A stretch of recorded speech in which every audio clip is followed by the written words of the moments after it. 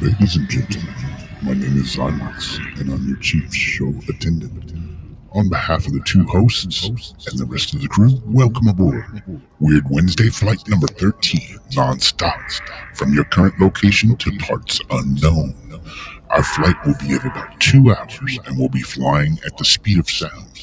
At this time, make sure your seat backs and tray tables are in their full upright position, and that your seatbelt is currently fastened. Enjoy the ride.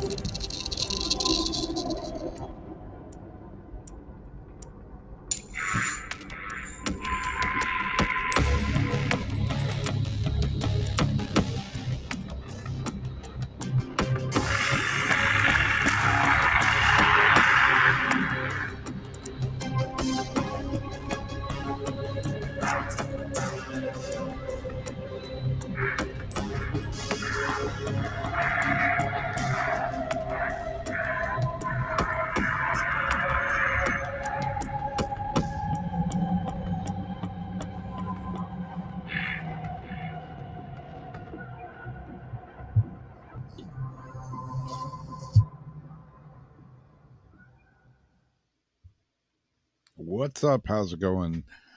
Welcome to Weird Wednesday. Forgot what I was doing for a minute. Just sitting here spacing out. How's it going, Jamie? Not too bad. How about yourself?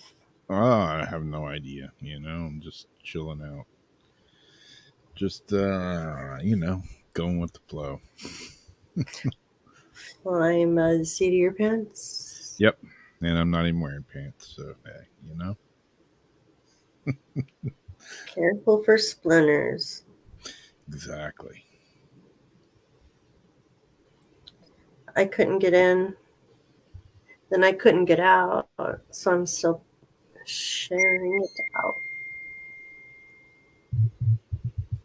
Anybody else's stuff acting kind of funny?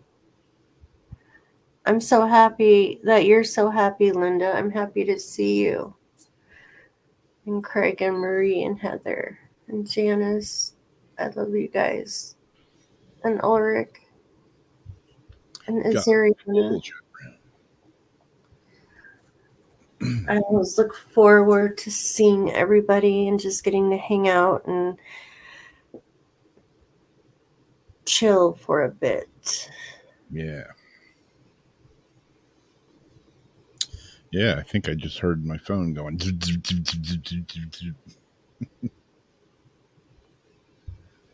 Oh man, yeah, been busy here this week, but yeah, it's like I've been busy, but I haven't got a lot done. That sucks. So I got to try to make up for that tomorrow. It's been so freaking hot that I go outside to work and I'm just like, good God. So my brother gave me a tent. I got one of those shade tents. I put that up. So now I got me some shade. Ooh, you should get one of those like fan misters. Yeah, really. Especially if you're going to be working outside a lot. That'd be nice in the tent, like they have at the fair. Yeah. I was looking at one of those at Costco the other day. Oh, yeah? Yep. How much are they?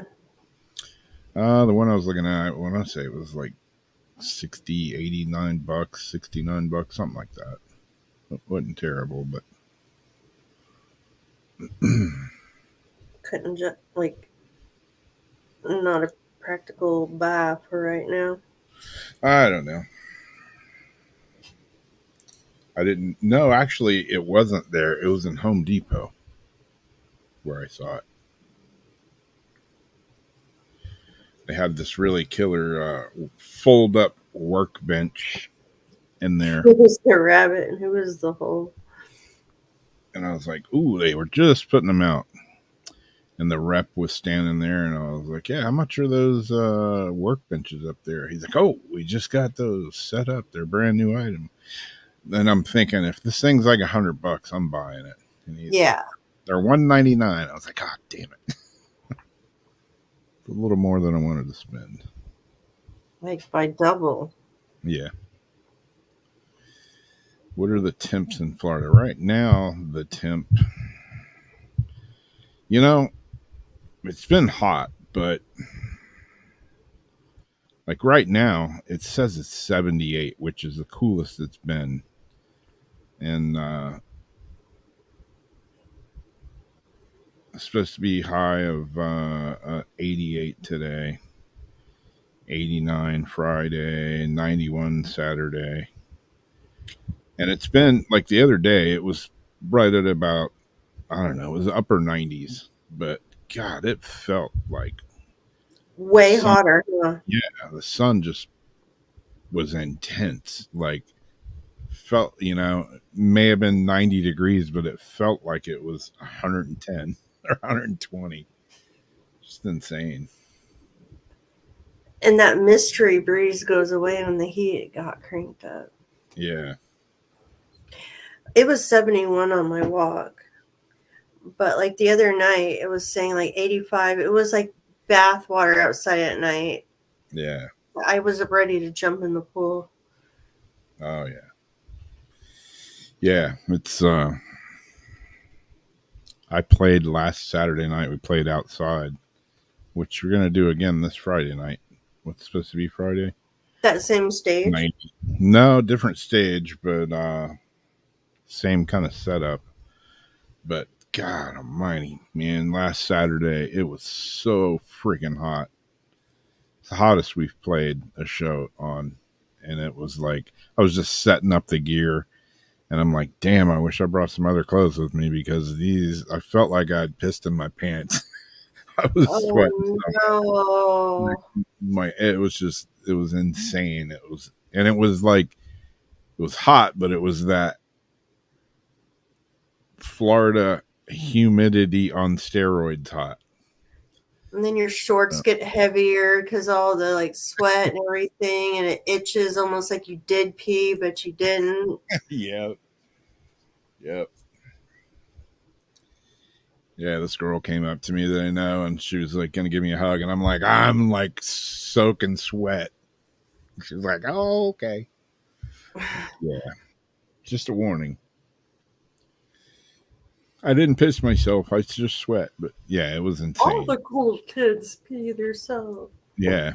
And I usually don't sweat that much, But man, it was insanity. I just learned the other day that runway models will put a strip of deodorant across their forehead to stop it from sweating. Oh, yeah? Never thought about it because that's where I will. Like, because I get hot, I get red, I tomato fast. Like, Yeah. my mom can see me like walk in the heat for like 1 minute out to the door, come back, and I am like flushed looking. Yeah. But then I try to put makeup on and it's like a waste of time. But I tried it last week and I think maybe it did do a little something. It was funny. I delivered some boxes yesterday morning, and I met this guy at Costco in the parking lot, and he got out of the car, and it's this big, tall, black dude. And I was like, whew, man, it's a hot one today. And he's like, oh, this is nothing. You should come to where I come from. I come from Africa. He was like legit, like moved here from Africa. Like, this is nothing. I'm like, phew, God, I'd die if I was in Africa right now. Oh, there's no way I could handle it. Yeah, he was just like, oh, this is nothing. Okay, so you say. Look I'm at people like in dying. Dubai, like Dubai and everything too. Like such a horrible dry heat coming over here, like into our heat is probably like luxurious. Yeah. Oh yeah, man. The humidity and the heat and everything wreaks havoc on my guitars and the drums. The drums are like constantly going out of tune, and yeah, it's a How come? feat just from the humidity and the heat. Like just from the ride over there. Like my guitar is in tune. They're all tuned, before I leave, and then just the heat in the car and the ride to the venue. It's like a 45-minute ride. Like stretches or And, shrinks or something? yeah, I get there and everything's like all out of tune again because it, expands or contracts or whatever. I never thought of that. Tune them up again, and they stay pretty good. But yeah, I always try to get like wherever I'm playing at. I try to get there and take my guitars out of the case and put them on the stand so they can just acclimate for a good 30 minutes or an hour or whatever. And it doesn't warp them having them on the stand the neck when it's No, like that? no.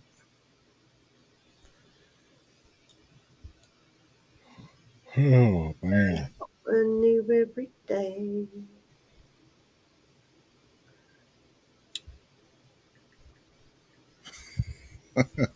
Yeah, this is like the typical, like our show last Saturday. Don't have a sound guy. I'm the sound guy. I'm also, playing, and but I have a wireless system for my guitar, so I can go out, in the crowd and listen to it. And my main speakers weren't. They sounded like muffled. They sounded like shit. And the monitor speakers that are on the stage, they sounded great. And I'm like screwing with the volume and the gain, and I'm turning it up to the point where it's like starting to feed back, and I'm like, why do I have no volume? Why, I couldn't figure it out. Like for the first 4 songs, and people are like, we can't hear 4 songs? yeah. People are like, we can't hear the voice, Oh. and I'm like, I'm like, we got to stop and just fix this, Mm-hmm. and I was like at my wit's end, and I always have my phone plugged in, and it goes through the mixer, so when we take a break, I can just go right to, break music. I got Spotify or whatever, I got a playlist, and I can just go right to it. And so, all ditch effort, I unplugged my phone, and all of a sudden, we have main speakers. I'm like, why has it been plugged in ever since I've owned this PA? And it doesn't affect anything until today. It's like freaking electronic gremlins, Is there a Bluetooth thing? No, I had it hard, just plugged in. Nothing had changed. Not a same setup that I've been using for the last couple of years. Always works, but last Saturday, my phone decided, or whatever, decided to mute the main speakers. Not the monitors, just the main speakers. Solar flares. Yeah, I'm like, what's happening? Not Mercury this time. It's solar In flares. the Twilight Zone. So then, all of a sudden, yeah, we got main speakers, and I turned everything back down to the normal volume. We start playing the first song, and one of the waitresses comes out. Can you turn it down a little bit? I'm like, no, I can't. No, it's staying where it is. No, I can't. Yeah, when they say that, I just go, yeah, and I don't change anything. How's that? Oh, that's perfect. You Cool. turn it down. We got some old people that said it's too loud. Well, fucking tell them to leave. I don't know what to say. Kitty, said the kitty. Then go eat on a non-live music night. Yeah. And people come sit like right in front of the speakers, and then it's awful loud. We'll move back, Can't please everybody. So I just don't even try anymore. If you go somewhere, it says live music tonight, and you don't want to hear live music tonight, you take your business elsewhere. Yep. Who knows? But people want you to change for them. Yeah.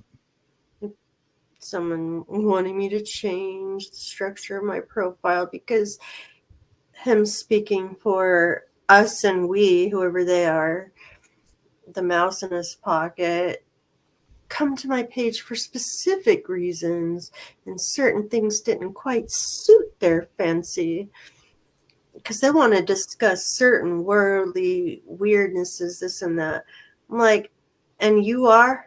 Like, I haven't seen you have one conversation on here, but Yeah. I'm like, on my page? You're talking about my profile? This isn't a page. This is my profile. I will post what I want. You can block me or unfriend me or mute me. I don't care. Exactly. People think people are just going to change for them. Yep.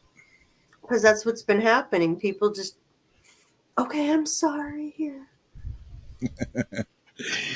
I remember we were playing one show. We were playing this show at a martini bar, and it was a late night gig, and we were playing, and this like drunk girl's out there, and she's just like comes up to the stage, and she's like, "You guys suck," and I started laughing. And she's like, "I don't play anything I can dance to." I mean, she's like hammered. How old does she think? She was probably like in her late 20s, early 30s. Oh, okay. And she just had that kind of like cheap strippery look. Yeah. And like, I shit you not, like 2 songs later, she's out there dancing. I love you guys. Like, wait a minute. Like 3.5 minutes ago, we sucked. And You now won her you over. love us. You won her over. Which one is it? The music or a heavy-handed bartender? Yeah, I think the A bartender little bit of both. had a lot. No, because she got into the vibe is what it was. Like, they don't play this on Live 105. Yeah. I don't know what this is. And then it's like, wait a second. It's got a chill vibe to it. Yep. Can chillax out. Good times. It's that good times music. Yeah, she was definitely having good times. I Further the gig went, but yeah, the better time she's having. don't miss those good times. And I'm like, hell yeah, the more you drink, the better we sound. Mm-hmm.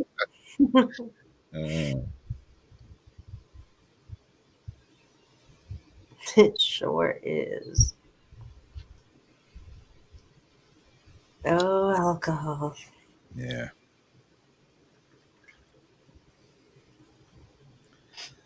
Alcohol.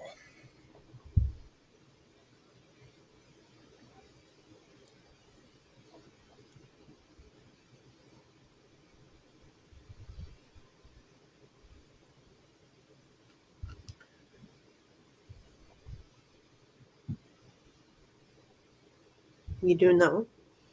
That's you. No, I gave it to you. Oh, you gave it to me? Yeah, because I said I had 4 and you had 3. So I said if you wanted this one, because it was a leftover, I said you could do it.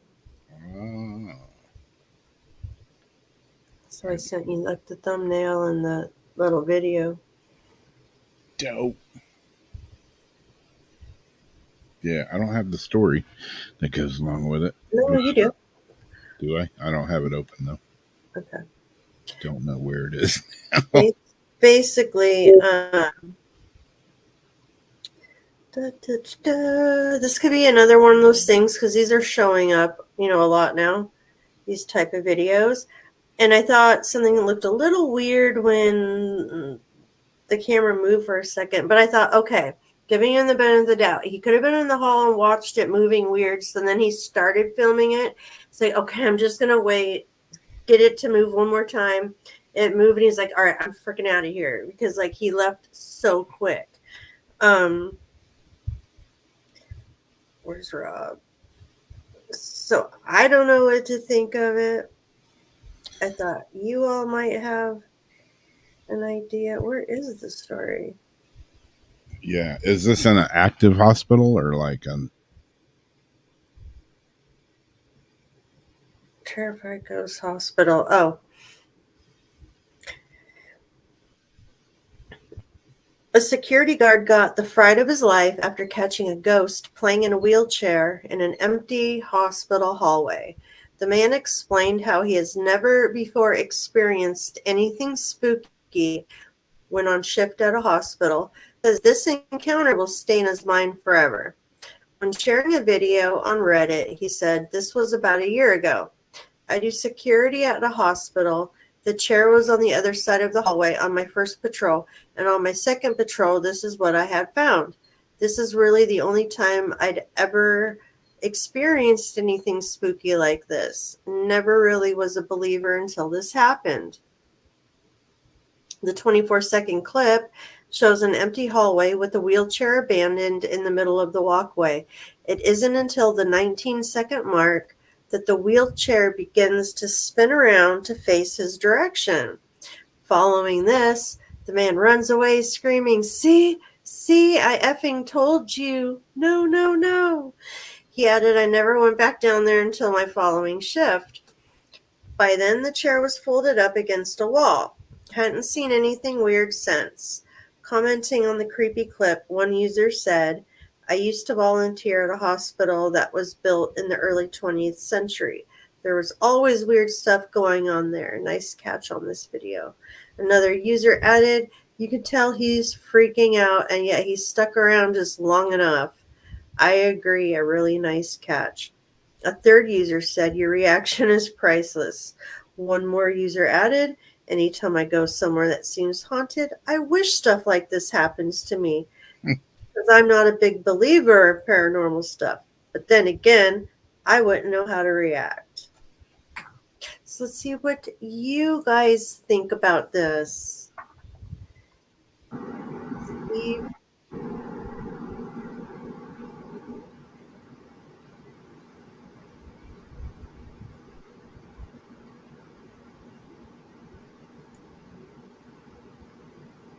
Come on. Fucking Christ. See, I fucking no. Yeah, no. See, couldn't that have been a dude just waiting for one more time so he could catch it on film, and then he's like, fuck this, I'm out. Yeah. Or it could have been a setup.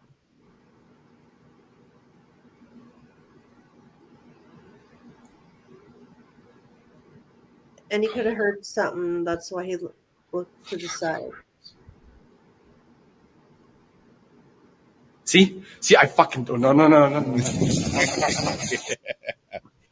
Because you don't get to really see too much of it is the problem. But I really want to give him the benefit of the doubt that he was just that scared he didn't want to stick around to see what else happened. Yeah. What do you guys think? Swamp gas? Swamp gas.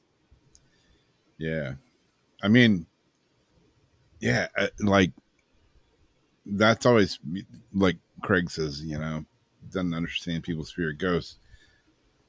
I mean, I get it for like people that aren't used to it, but I've been on like I don't know how many investigations over the probably hundreds, and like I see stuff and I don't freak out. It doesn't like there's been one or two times that I've gotten the shit scared out of me. But where you just get like that, oh shit, feeling like this is really weird. Yeah.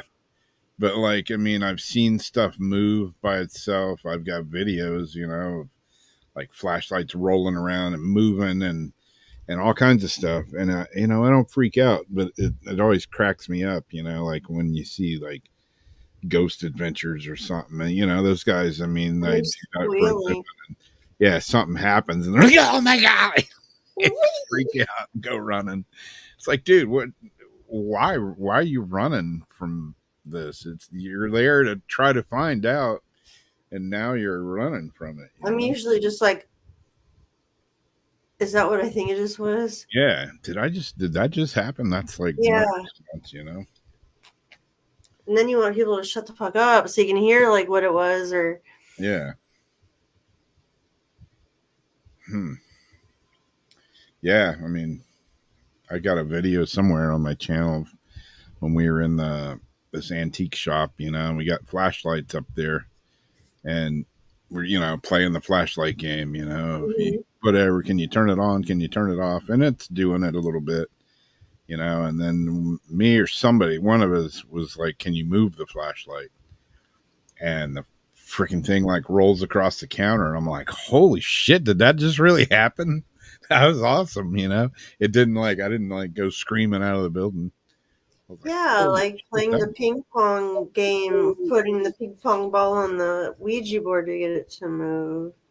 Plus, it's a training. It's a way that you center yourself. At least I do, because I know things feed off of fear, and that you shouldn't be afraid. Even if you are scared, yeah, you have to regulate that. So it's almost like the same way I'll look someone in the eye, even if I think they're going to beat my ass or they could, or do something. I'm not going to let them think I'm worried about it. You know, I don't let that fear come out. It might be freaked out later on, like, oh, that was crazy. But in the moment, I'm not going to give them my fear. Yeah. I think the only time I remember 2 times where I was really creeped out. And I was just like, okay, it's probably time to go. But I remember one time where I ran the fuck out of there. I was like, I'm done. I'm done. I don't know. I just had the overwhelming feeling that if I didn't leave right then, something really bad was going to happen. Or it almost feels like it's on your back, like pushing you, like, just get the fuck out now. Yeah. Yeah, it was weird. And like, okay, I'm going to go now. Yeah, it was weird. That's really the only time I can think that I've just really just hauled ass and like just dropped everything and left. It just felt like, you know, I was hearing stuff. I'd still pack up, but yeah, I was hearing stuff on the roof. I was hearing stuff like hitting the walls. The animals that were there were freaking out. The cat like ran across the room. Well, that was your house. It was my brother's house. Well, yeah, I would have left everything there too and got the fuck out. That's not like just visiting someplace. That's a terrifying. Yeah. Cat went running across the room, ran into the wall, and like bloodied its nose. And yeah, that's just a haunting worthy story. I'm like, fuck this, I'm out of here. I just had that weird. I got like the whole place had this weird vibrating like building, and I don't know. You know, I wasn't drunk. I wasn't high or nothing. Hadn't been drinking or nothing. And it was. Weren't you just cooking or steak or something? Cooking dinner. And just shit just started happening. It got crazy. So you've got 3 pretty good stories that go together that I think would make an excellent real haunting. Like, this is what the hauntings are made of. Yeah. I remember one time I was in this little, you know, like everybody's got one of those places or houses or buildings or whatever, you know, when you're growing up, it's the haunted building, you know. Mm-hmm. And I went in this place and we were hanging out, and it was 2 stories, and the steps were on the outside of the building, and they were all broken, so there was like no way to get up to the top really. And so we're downstairs in the building, you know, and we're like, is there anybody here? You know, we're saying all kinds of stuff. We got a little tape recorder, and it was just like all of a sudden from upstairs we hear this like somebody like stomping across the floor. And I didn't run out of there freaking out, but it kind of gave me the full on creeps. And the other time I got the creeps was at the lighthouse when I was out there. It was like 3 a.m. and I'm doing the ghost box, and that's when I think I saw the ghost bear or whatever. Just totally doing this, same old ghost box thing that I normally do, same kind of investigation. And the lighthouse is pretty active, and I'm getting a few replies here and there and stuff coming over the ghost box. And then I saw something run in front of my car, and you can see in the video, I'm like playing it cool, but I'm like in my head, I'm going, what the fuck was that? What was that? What? And then I don't know if it was just my imagination kicked in or if it was really happening, but I just started, after I saw that, I started seeing these like shadow figures moving all around, and I'm like, man, I think I'm out of here. Didn't somebody else witness some of that too, or was that Yeah, the wolf? my friend Heather, I was like, it was like a week or two later, and I was talking to her, and I was like, dude, I was at the lighthouse the other night, and I saw this big shadowy thing run in front of my truck. So I was sitting in my truck, and I saw this big shadowy, it looked like, I don't know, she's like, pull something up, did it look like this? And I'm like, holy shit, it looks exactly like that. She's like, yep, I saw it too. She got a picture of it. It's the ghost bear, and it was like in the same exact area. When I say the lighthouse, I'm not talking about being in the lighthouse, just the whole lighthouse grounds over there are haunted.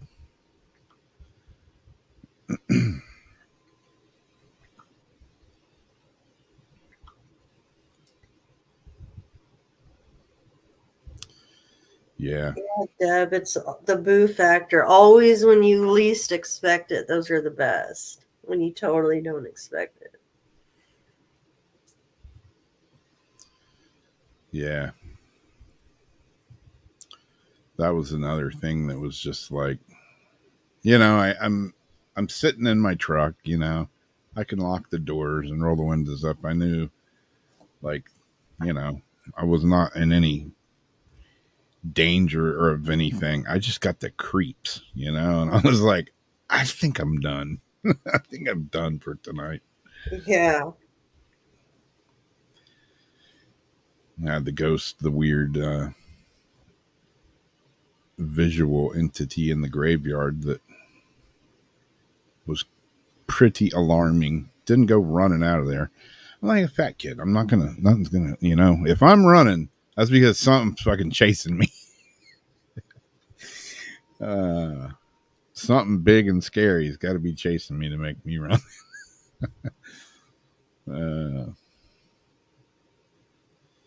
Yeah, The Exorcist is probably still the one, I've watched it several times, whatever. But that movie definitely strikes a nerve, definitely with a lot of people. I don't know what it is about it that, I think I know what it is about it. I think it's like could be quite real. So I think that's what the creep factor of that movie puts out, at least for me. Totally. Yeah, okay. This one, I got a bunch of UFO stuff tonight. I think I might have a couple or one. This one I don't know about. This one is, if it's real, it's pretty damn good. Let's just put it that way. I don't know if you guys have seen this or not, but Sounds like drones. multiple video clips show brightly lit UFO flying over streets of Tehran. Tehran. I went to school in Tehran.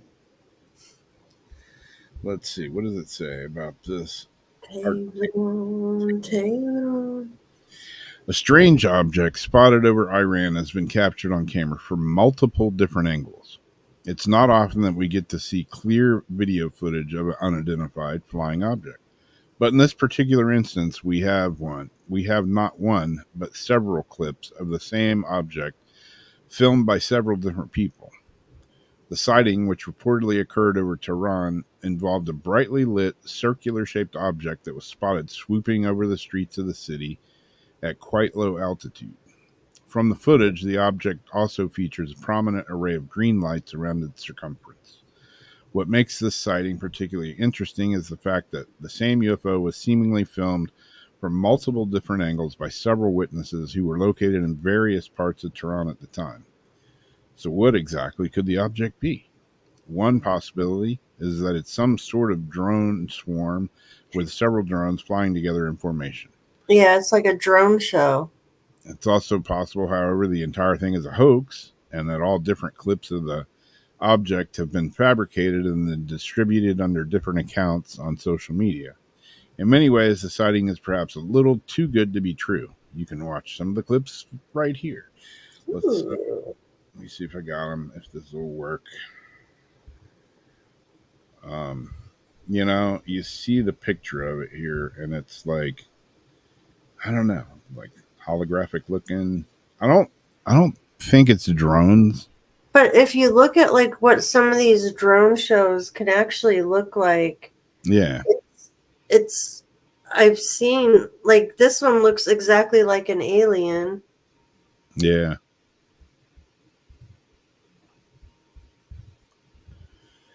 This one's like the flags.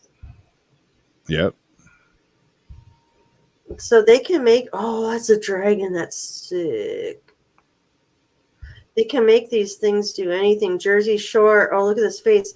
Jersey Shore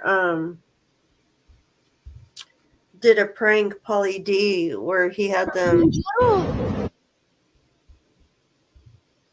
Where what? think they were being abducted, like being like under attack. He had some buddies that worked these shows, and they were crying and freaking out. Production was in on it. It was horrible. They're like, I want to go home.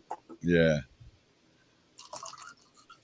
All right. Here's a couple of videos of it. Now, I don't know if I can make them.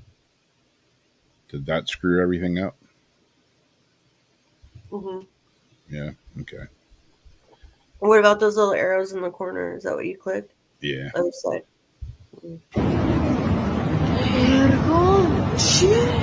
Shit. سفینه است؟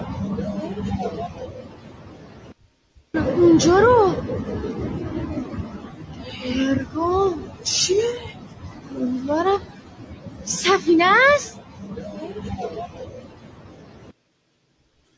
Okay, so there's one. اونجا میره نگاه کن چه نوری هم داره اون چیه داره اونجا میره نگاه کن چه نوری هم داره اون چیه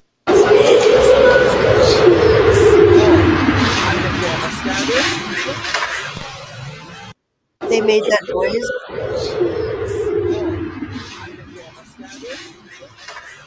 That was the noise flying over. Yeah, I think the noises have been added to it. Oh. داره میاد جلو نمیدونم I don't know, if it's real, it's good footage. And it's like several different داره people, میاد جلو multiple people have filmed at different angles and everything else. But it could also be fake too. چرا عجیبه داره میاد جلو Holy shit, man.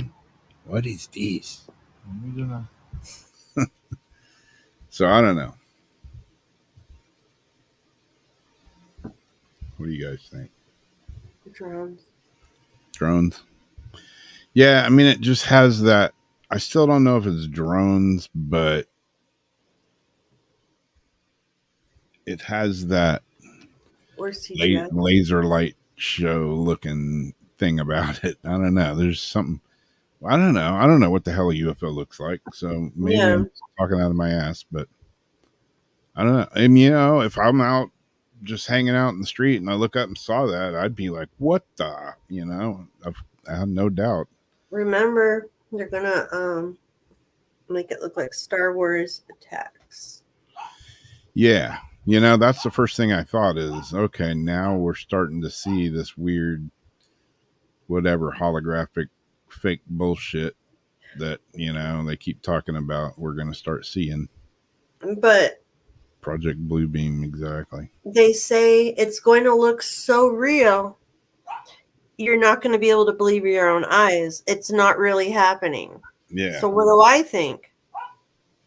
Is it really happening then? And you want us to think it's not happening? Like my mind just like keeps going back and forth, back and forth. Like I don't believe nothing you guys say. I know. That's the sucky part Like about you're like, oh, but don't worry, it's gonna look like an alien attack. But you it's know. really, just this. Is it? Or do you just don't want people to freak out? Yeah, Christina. yeah.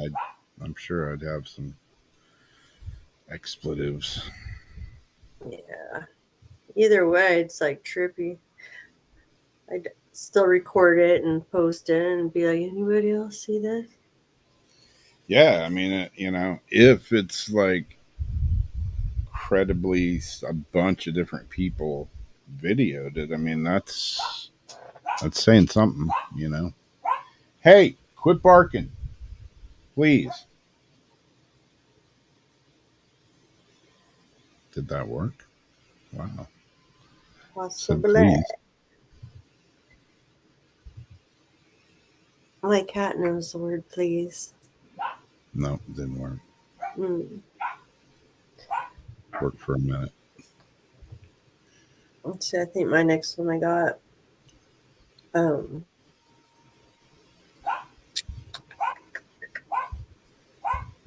the space elevator. Shut up.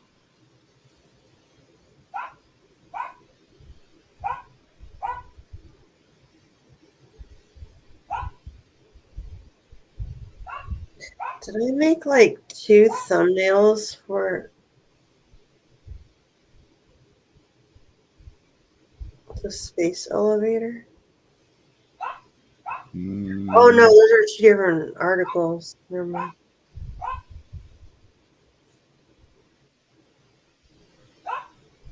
Space elevator planned for 2050 faces 4 major problems, and aliens ain't one.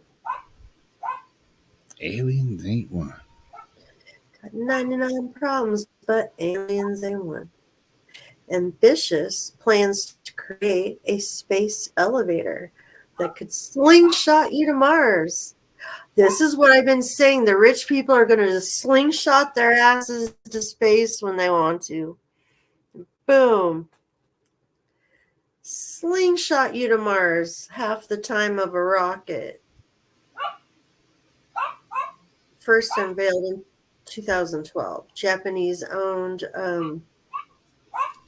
Obeishi Corporation, famed for its creation of the Tokyo Skytree, is the brains behind the 100 billion project that hopes to start operations by 2050.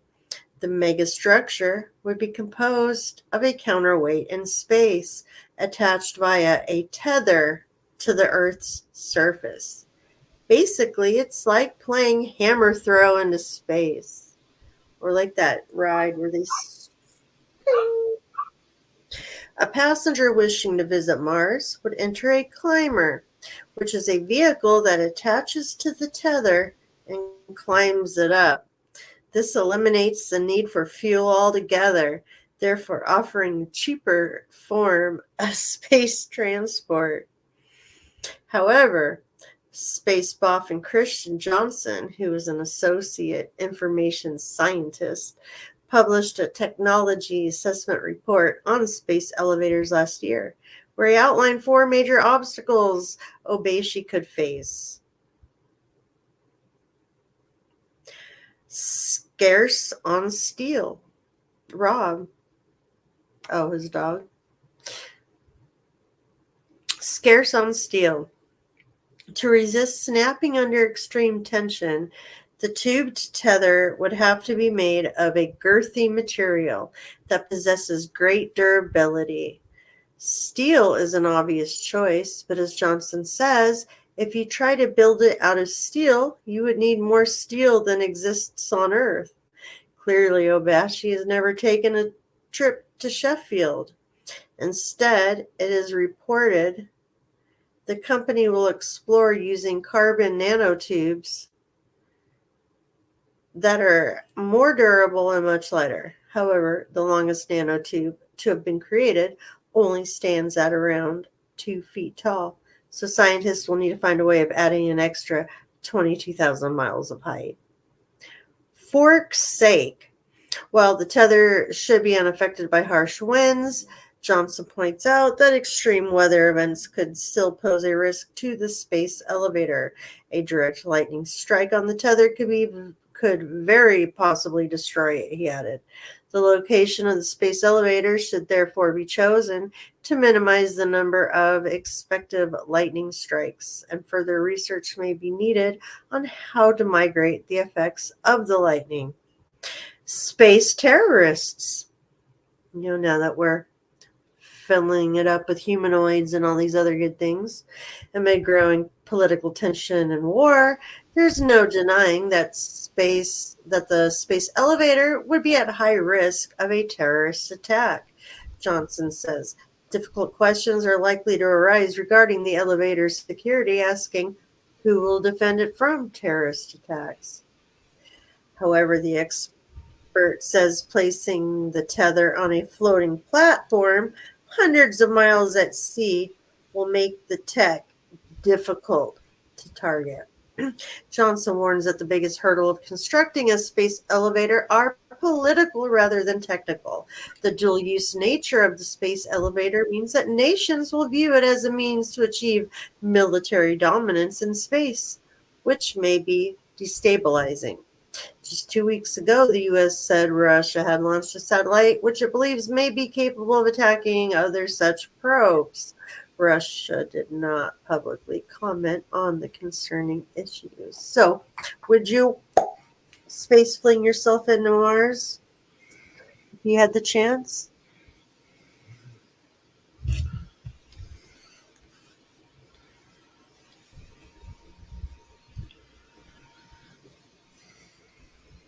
I had to go feed my dogs.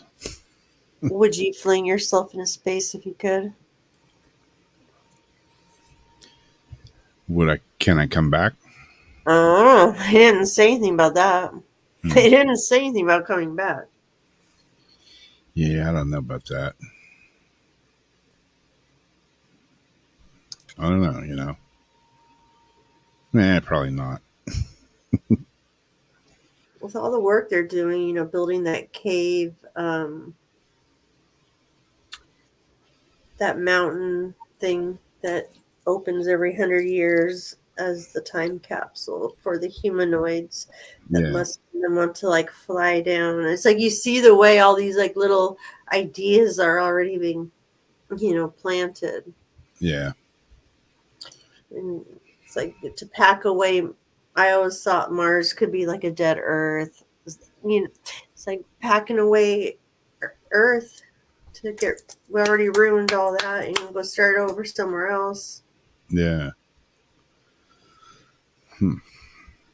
Yeah, I don't know. Even like with Elon talking about sending people to Mars, he's like, yeah, for the first several missions at least, or the first several years, it's going to be a one-way trip. Yeah. I don't know. And he says it so nonchalantly. Yeah. So matter-of-factly. Yeah, I don't know. I'd probably just hang out here. Yeah. Although there's some days I'd be like, put me in there. Let me sign up. Anything's got to be better than here. Clipping myself to the tether. Just take me with you. You'd think you need a special suit or something. Fancy one with a tie, cufflinks. My glasses and my shoes and my glasses and my shoes. Stepping on piss clams Piss, down by the pier. piss clams down the pier. Oh, God, why is it not working? Here we go. UFOs may be evidence of crypto-terrestrial, science propose. Really? Oil cap, exactly. Gonna need it for this article.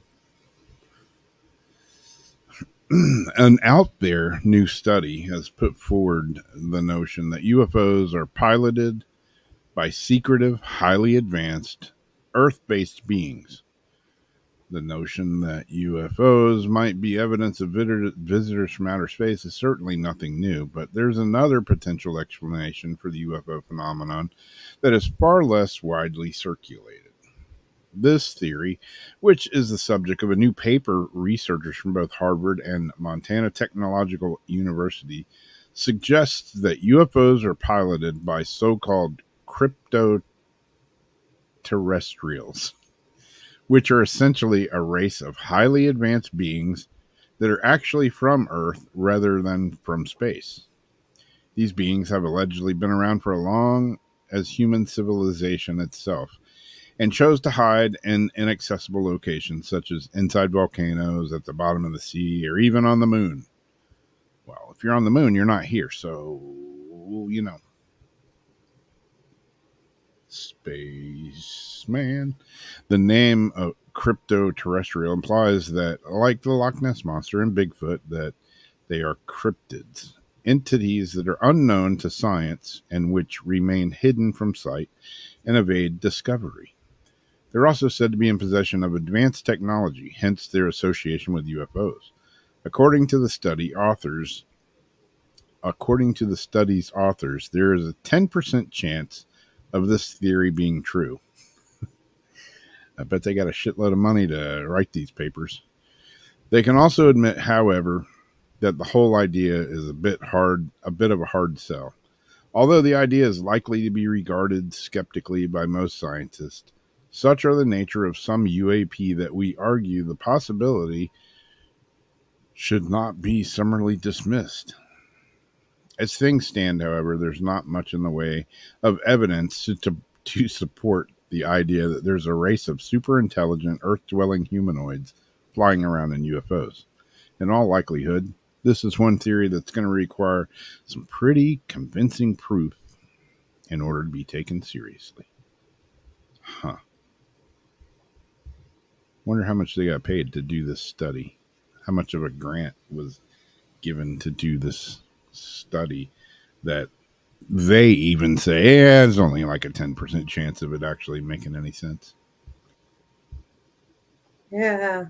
But we got paid for the last 2 years and we didn't have to do a real job.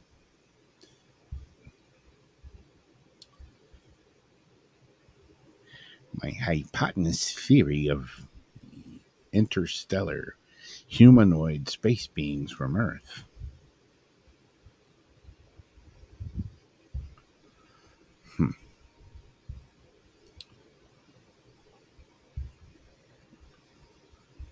Well, your article kind of.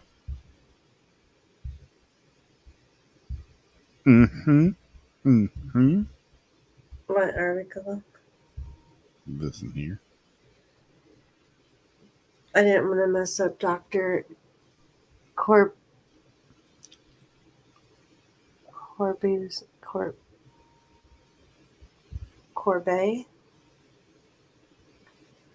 His name. I was trying to go back to my YouTube because it shut out. And when I did, I noticed I was looking at your video, starting the carnivore diet. Oh, yeah. So I was just looking at that for a second. That's my new jam. You get a new jam. Yeah, does the mouse know that the hawk exists until it's being taken up? I like that. Yeah, I think they might. No.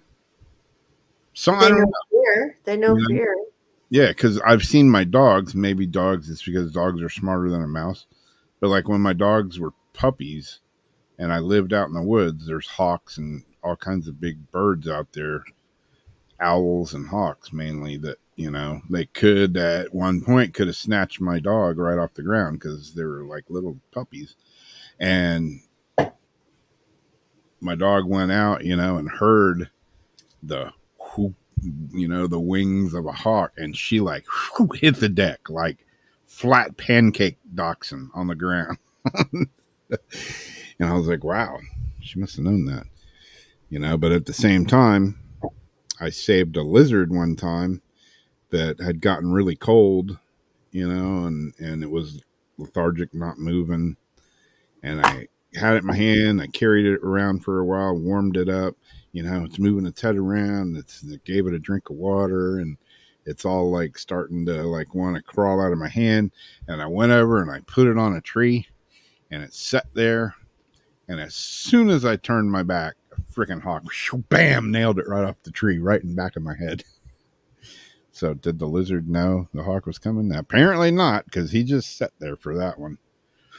Got warmed up to get eaten. So I don't know. Could be like that for us too, though. It's got to be like that for us because we don't have any proof other than people's stories, and that comes down to, do you believe them or not? You know, and I mean, some people have stories and they don't give a damn if you believe them or not. They know what they saw, they know what they experienced. But for anybody else, it depends on if you believe them or not. So there's no actual proof. Like, we just saw that video and we're all like, is that real or is that a bunch of drones? You know, could be real. Do we know? I don't know. Just like all those little baby skeleton petrified alien babies and stuff. Like, is that a baby alien? I don't know, because I've never seen a baby alien to compare it to. Yeah. I mean, to say like 100%. Yep. Okay, let me pull this baby up.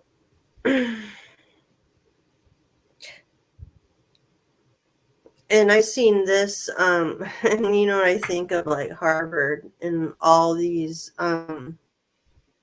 universities. They're taking everybody's money, but this is something that was trending all day. Aliens might be living among us disguised as humans, or in a base inside the moon, according to a new Harvard study. And that's something I've already thought. Like, they either like inside the moon, or they're like, you know, down in the bottom ocean of the earth somewhere. Like, all of that are possibilities to me. They live. They live, and I do believe they live around us. I believe we are aliens of some sort too, you know, like, by definition, an alien is like what? Someone that lives on a planet somewhere else. Do you really? Well, to them, aren't we something living on a planet somewhere else? Yep. I don't know. I'm here to kick ass and chew bubblegum, and I'm all out of bubblegum. And I'm all out.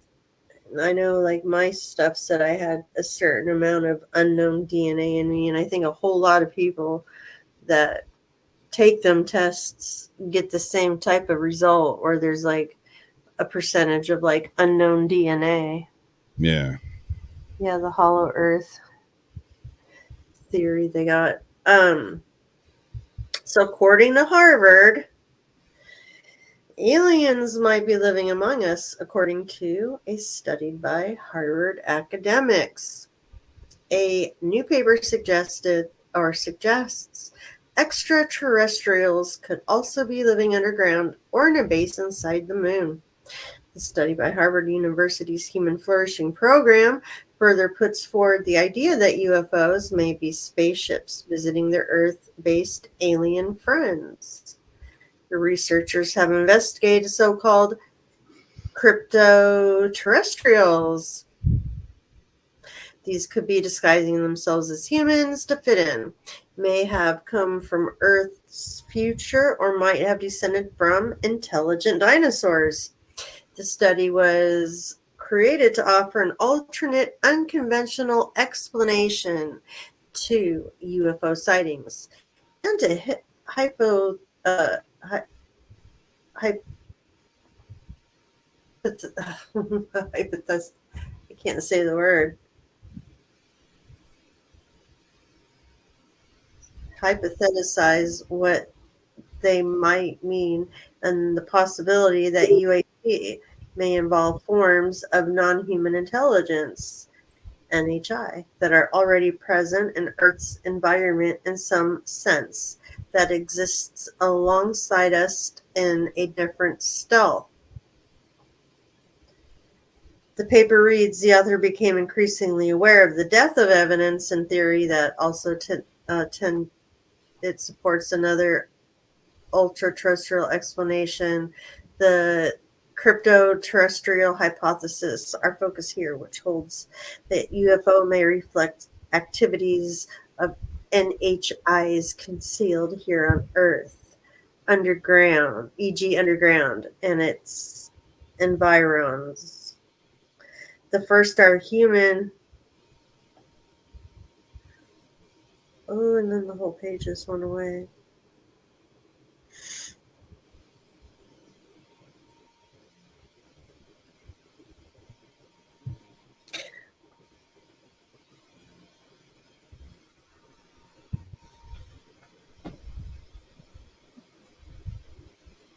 Okay, the first are human crypto-terrestrials, technologically advanced ancient human civilization that was largely destroyed long ago, e.g. by flood, but continue to exist in remnant form. The second are hominoid or theropod crypto-terrestrials, a technologically advanced non-human civilization consisting of some terrestrial animal which evolved to live in stealth, e.g. underground. The paper suggests these could be ape-like homin descended or descendants of unknown intelligent dinosaurs.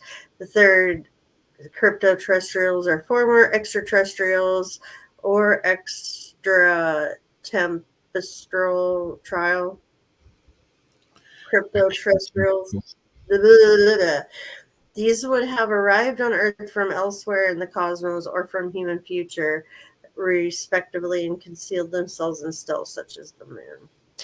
Theory 4, dubbed CTH4, are magical crypto-terrestrials. Entitles or entities which are less like homegrown aliens and more like earthbound angels. The paper says these relate to the world inhabited by humans in ways that are less technological than magical, giving the examples of fairies, elves, and nymphs. The academics do conclude that their theories, especially the elf suggestion, might be hard to take by many people. They add the principal weakness of CTH4, by contrast, is its utter strangeness, particularly for readers schooled to limit themselves to modes of explanation within the bounds of, say, the standard model of physics. While belief in extraterrestrials is tenable, belief in something like fairies is simply not a live option for many scientists. I think this is the last. The paper, the crypto-terrestrial hypothesis, a case for scientific openness to a concealed earthly explanation for unidentified anomalous phenomena, is not yet peer-reviewed. So that's their way of summing up that, yeah, they could be living amongst us down below, or have you.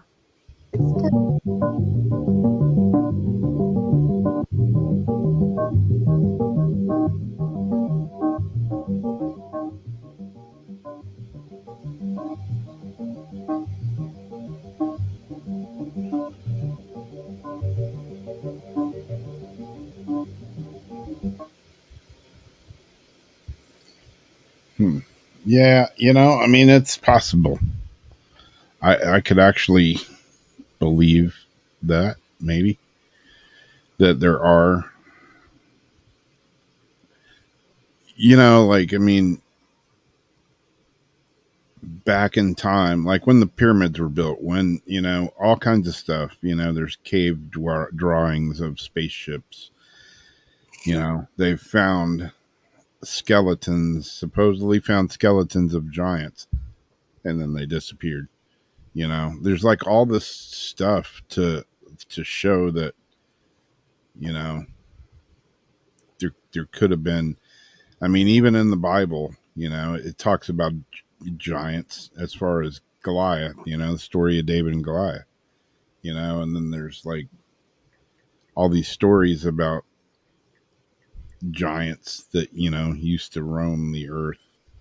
They found skeletons of them and stuff. I don't know, So why couldn't there be another race? Maybe they're part human. Maybe they're like human and, part alien.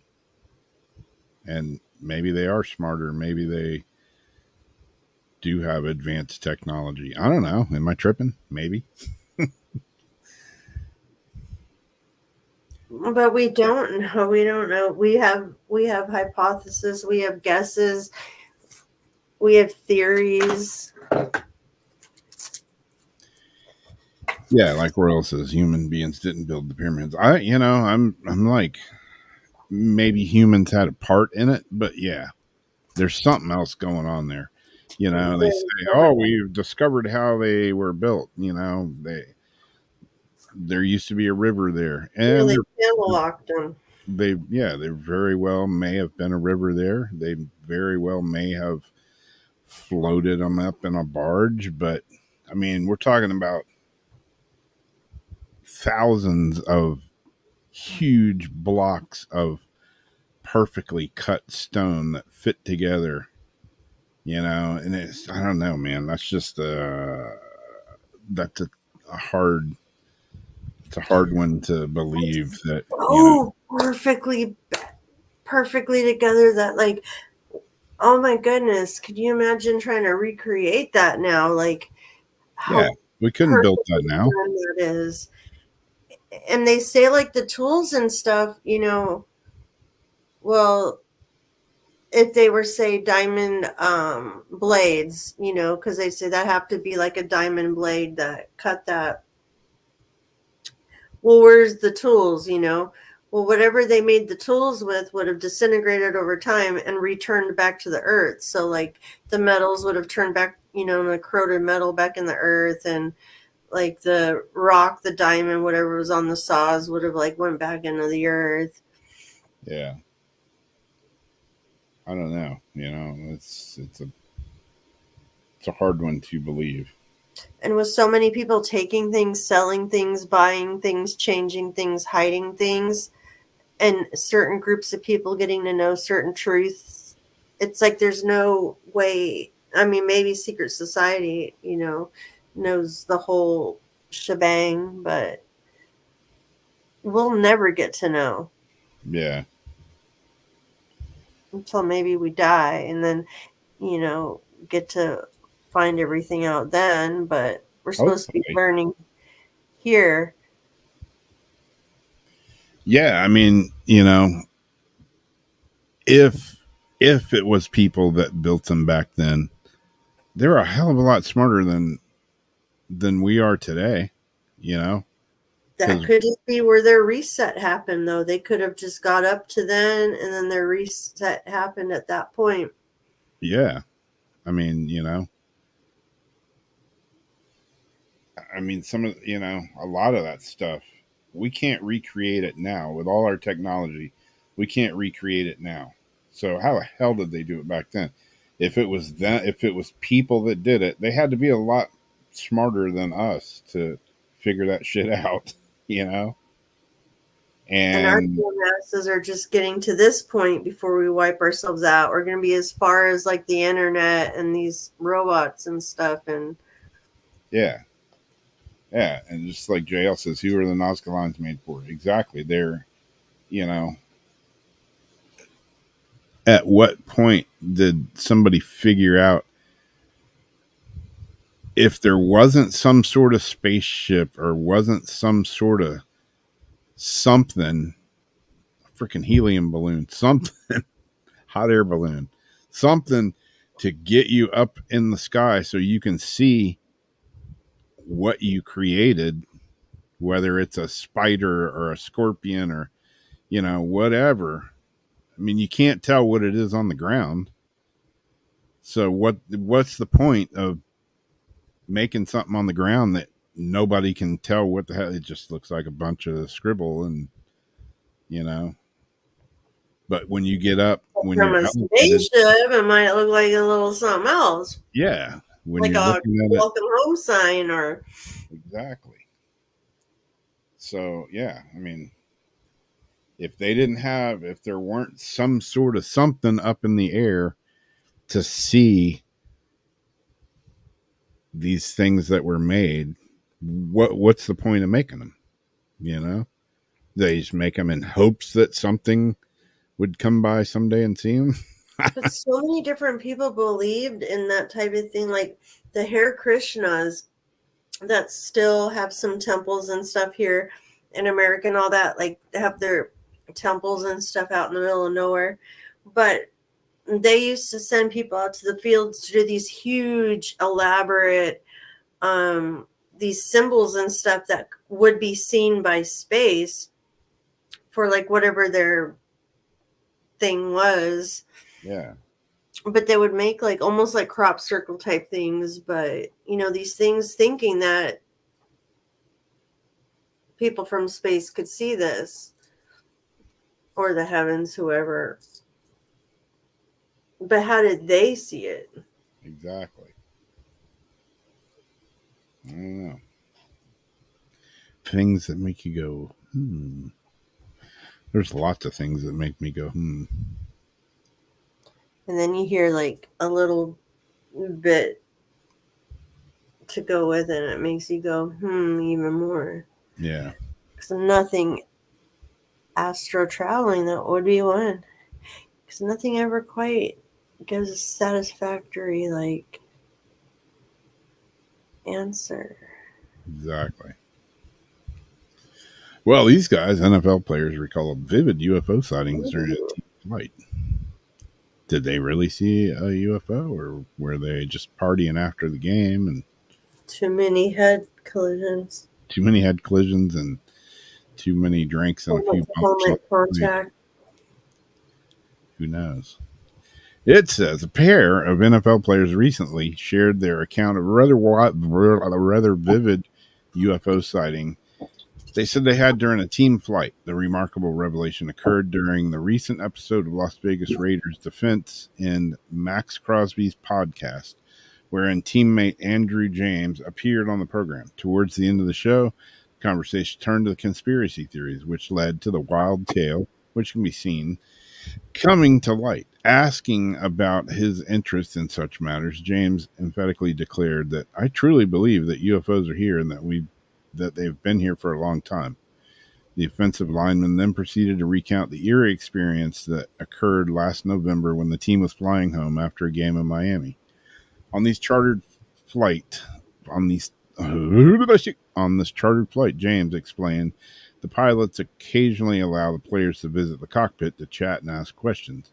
Such was the case during the trip from Miami. However, on this particular occasion, the visit took a weird turn when the word of something weird in the sky suddenly came across the plane's radio system. All the pilots are coming on, he recalled. They're like, hey, do you guys see those lights out there?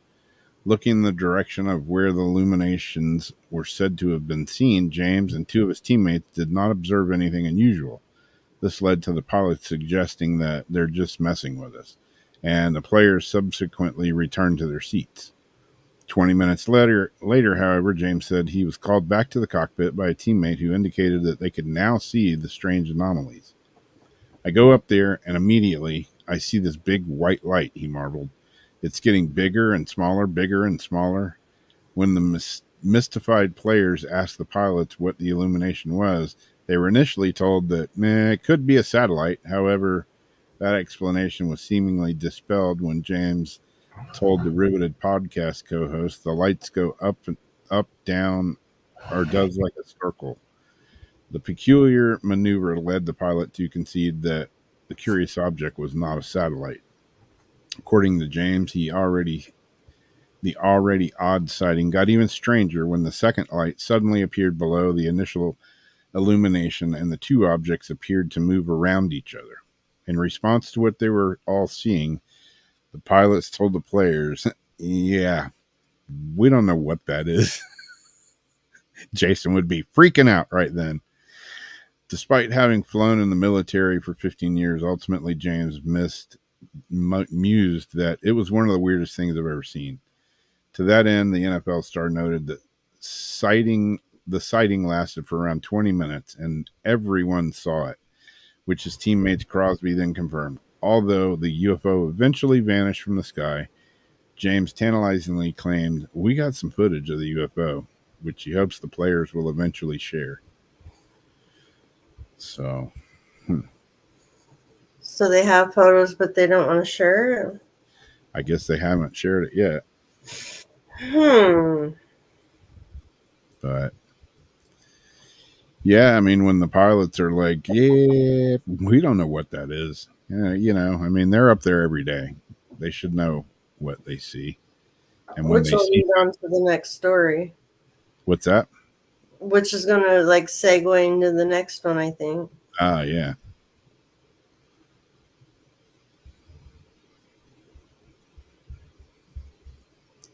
Yeah, when they see something.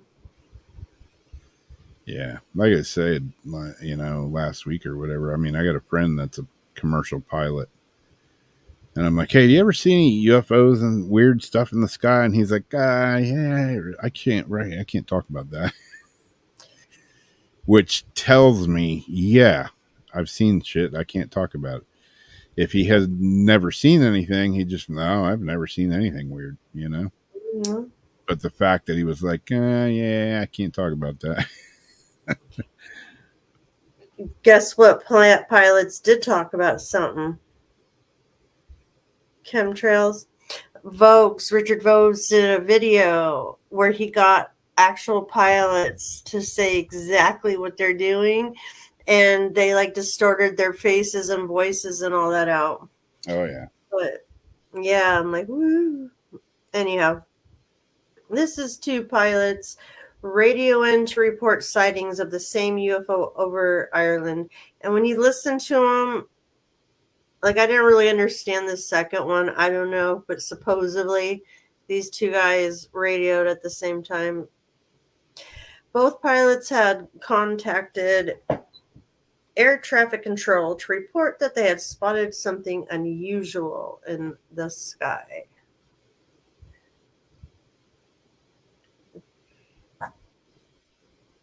The incident was brought to light recently by 17-year-old aviation journalist Sean Doan, who picked up the radio messages being exchanged by the pilots of two separate planes. The first pilot contacted air traffic control around 3:30 on May 29th to report a bright unidentified object, stating it was there, then it went, and then it was almost like it was staying still, then it went really quickly. A second pilot then chirped in to state they had also witnessed an anomalous object. Both pilots ended the conversation with a suitably humorous exchange. "I've never seen something amazing like that before," said one. "You obviously haven't seen my landings," the other replied. "Well, how do I say this? You haven't seen mine either," the first pilot added. Afterward, both planes continued to their original destinations without further incident. So what did they see that night that prompted them both to contact air traffic control? Sadly, we will probably never know. But we do have recordings of whatever it is they were saying.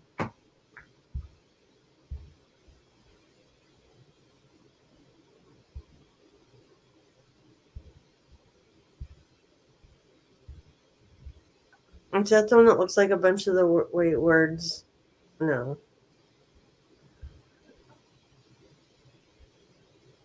It disappeared over the horizon a while ago now, but it was there and then it went.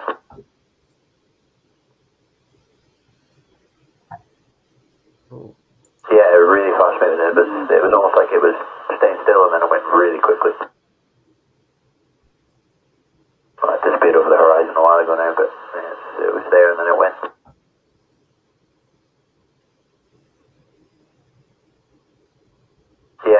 fast moving. It was almost like it was staying still and then it went really quickly. I played it a couple times. You haven't seen mine either? I was right to say you haven't seen mine either. You haven't seen mine either? I was right to say you haven't seen mine either.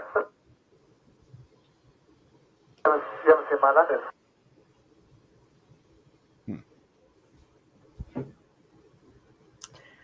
So I don't know. Yeah. But they lost something. So we'll see if on that date any other when they say this was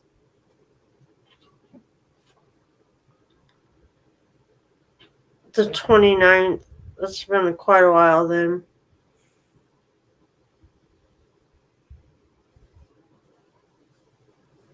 If there were any other sightings in Ireland around that time.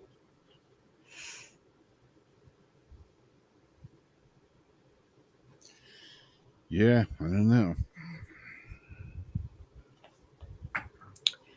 You know, and I often wonder too, like, you know, we got that new B-21 that looks like a UFO. If you were to see that in the sky, you would think, holy shit, it's a flying saucer. But, you know, they're admitting to that plane. I wonder how many, you know, secret planes, whatever you want to call them, you know, how many things there are like that we don't know about. Yeah. Experimental aircraft and just new aircraft, and you know, hell, maybe they've got some aircraft that, you know, they've been flying for the last couple of years. They just forgot to mention it to us. I just forgot. Yeah.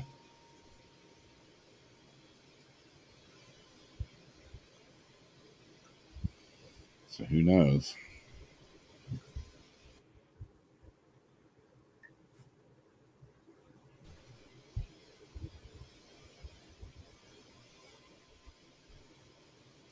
Was that your last article too? Or do you got one more? No, I have one.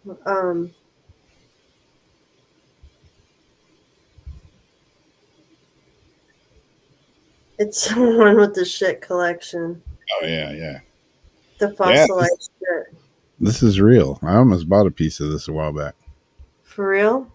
Yeah. Why was it like dinosaur shit? Yeah. Yep. Like if you can identify the shit. I have a friend that has several pieces. He's like, I believe this is a human turd. For real? Like they got around like an outhouse or something, like an 1800s outhouse? All right, I think it's earlier than that. Oh, wow. But yeah.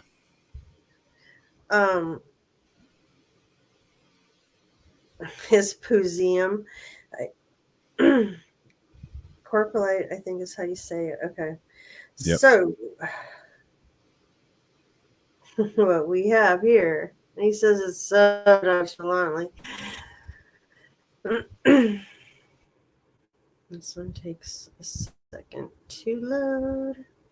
World's largest coprolite collection becomes Arizona Museum. The owner of the world's largest collection of fossilized poop.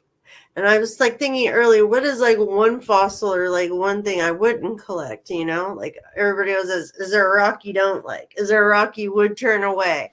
No. But if someone gave me a fossilized piece of shit in a box, I think I'd be like, we were at the last rock show that our club did, and we're walking around looking at stuff, and I saw a piece, you know, pretty good chunk, and I picked it up and I handed it to Darcy, and I'm like, check this out. And she's like looking at it, and she's like, what is it? I said, it's fossilized shit. She just gave me that look. yeah, Matt Rob. Yep. Petrified turds, exactly. The owner of the world's largest collection of fossilized poop, is now showing off his collection of dino droppings and other ancient waste at his museum in Arizona.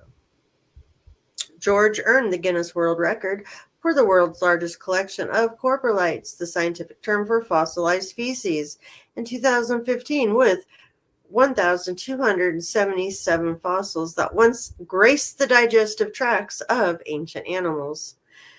He turned his collection, which now numbers 8,000 pieces, into a virtual exhibit and took the physical coprolites around to various museums as a touring expedition for years. He has now opened a permanent museum location in Williams, Arizona. Several years ago, I noticed a glaring absence of coprolite representation in mainstream sources and museum exhibits, he told the Guinness Book. The museum, billed as the world's premier dinosaur poop museum and gift shop, offers free admission to all visitors. Our revenue is generated primarily through our dinosaur-themed gift shop, ensuring that access to knowledge and discovery remains unrestricted, he said. The museum owner, who quit his job at a healthcare company earlier this year and moved his family from Florida to Williams to make his dream a reality. Honey, let's move to Arizona and open the world's largest shit museum. Said he first became fascinated with fossilized feces at a Utah rock store when he was 18. Instantly, I found it both hilarious and fascinating, he said. That sparked my curiosity, leading me to learn everything I could about coprolites. I soon realized these peculiar prehistoric time capsules offers different insights into the diets, behaviors, and environments of ancient creatures. So, we have a video of him discussing his collection and showing off some of his, his precious, his best piece he has named Precious. Precious the Poo. Precious Le Poo. My precious. My precious. Okay, here we go. Little Ice cream drumstick. little bean footage. And to the stage. Here we go.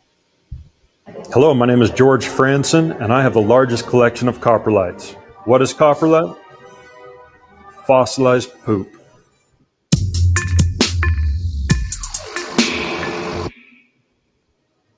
This coprolite right here is named Precious.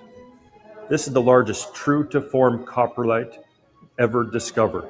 Why I say true to form is because it still carries the original form from when it was made 20 million years ago. The maker made it, it had a soft landing in the muck and murk of some swamp and became fossilized. Very few even get close to this size. That's why it's named Precious. This collection started when I was 18 in college. I was told to make a fossil collection for a paleontology class I was taking. I came across a coprolite and I thought it was the neatest thing in the whole world. And since then, I've collected a little bit more and a little bit more, a little bit more. 18 years later, when my house started becoming filled with fossilized feces, I thought, this might be something more than just a big collection. This might be the world's largest collection of coprolite. What got me interested in finding and collecting coprolites is the story they tell of prehistoric life and ecosystems. No other fossils can tell you so much as coprolites can. Inside these coprolites, you can find inclusions, which are bits and pieces of plants and animals and bones and scales, sometimes teeth. Their shape can tell you about the animal that made it. Coprolites can be found all over the place, on beaches, in deserts, in mountains, even in rivers. In the southeast United States, many of the coprolites are found in deep, dark, murky rivers filled with fish and alligators and other scary stuff that can kill you. Kids love seeing the coprolites. The big question they always have is, are they soft? Do they smell? Coprolites are hard as a rock. They've been mineralized, and they don't smell. Coprolites can range in value from a few dollars to many thousands of dollars. Just a couple years ago, a coprolite was sold at auction for $10,000 in California. What makes a coprolite expensive or valuable is size, distinct impressions, ripples, the classic Pooh look.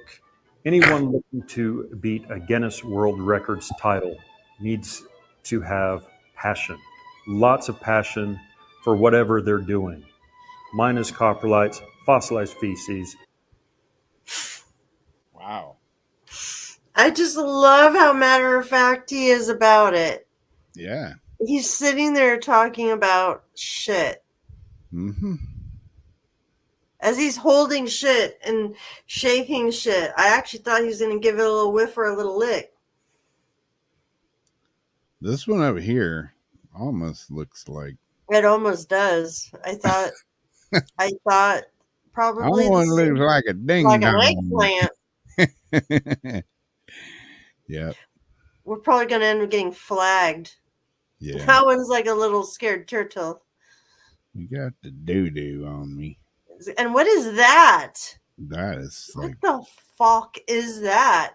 How it just something laid it out in like little nubs, and it just stayed like that long enough that it like fused. Like, what the hell crapped that out? I don't know, Doc. I think I should a string of peanuts. And I Yeah. guess that would be like where it came out, or is that the end? Beats the heck out of me. I mean, seriously. That's some strange doo doo right there. Like if I'm scuba diving and I see shit like that, I Literally. probably wouldn't use. Yeah, I'm like probably like, oh, you found a meteor. And Yeah. Sticking my magnitude. No, this is just a piece of fossilized shit. That looks like your classic pile of doo doo right there. It does, like someone's shit in his hand. Yeah, like you could go to the like Cocker Spaniel shit. Yeah, that's the fake doo doo that you buy in like Spencer's or on the novelty rack. That's a perfect novelty shit. And how many times do you think this guy's like stuck a turd like under someone's pillow? He's got to play games with them.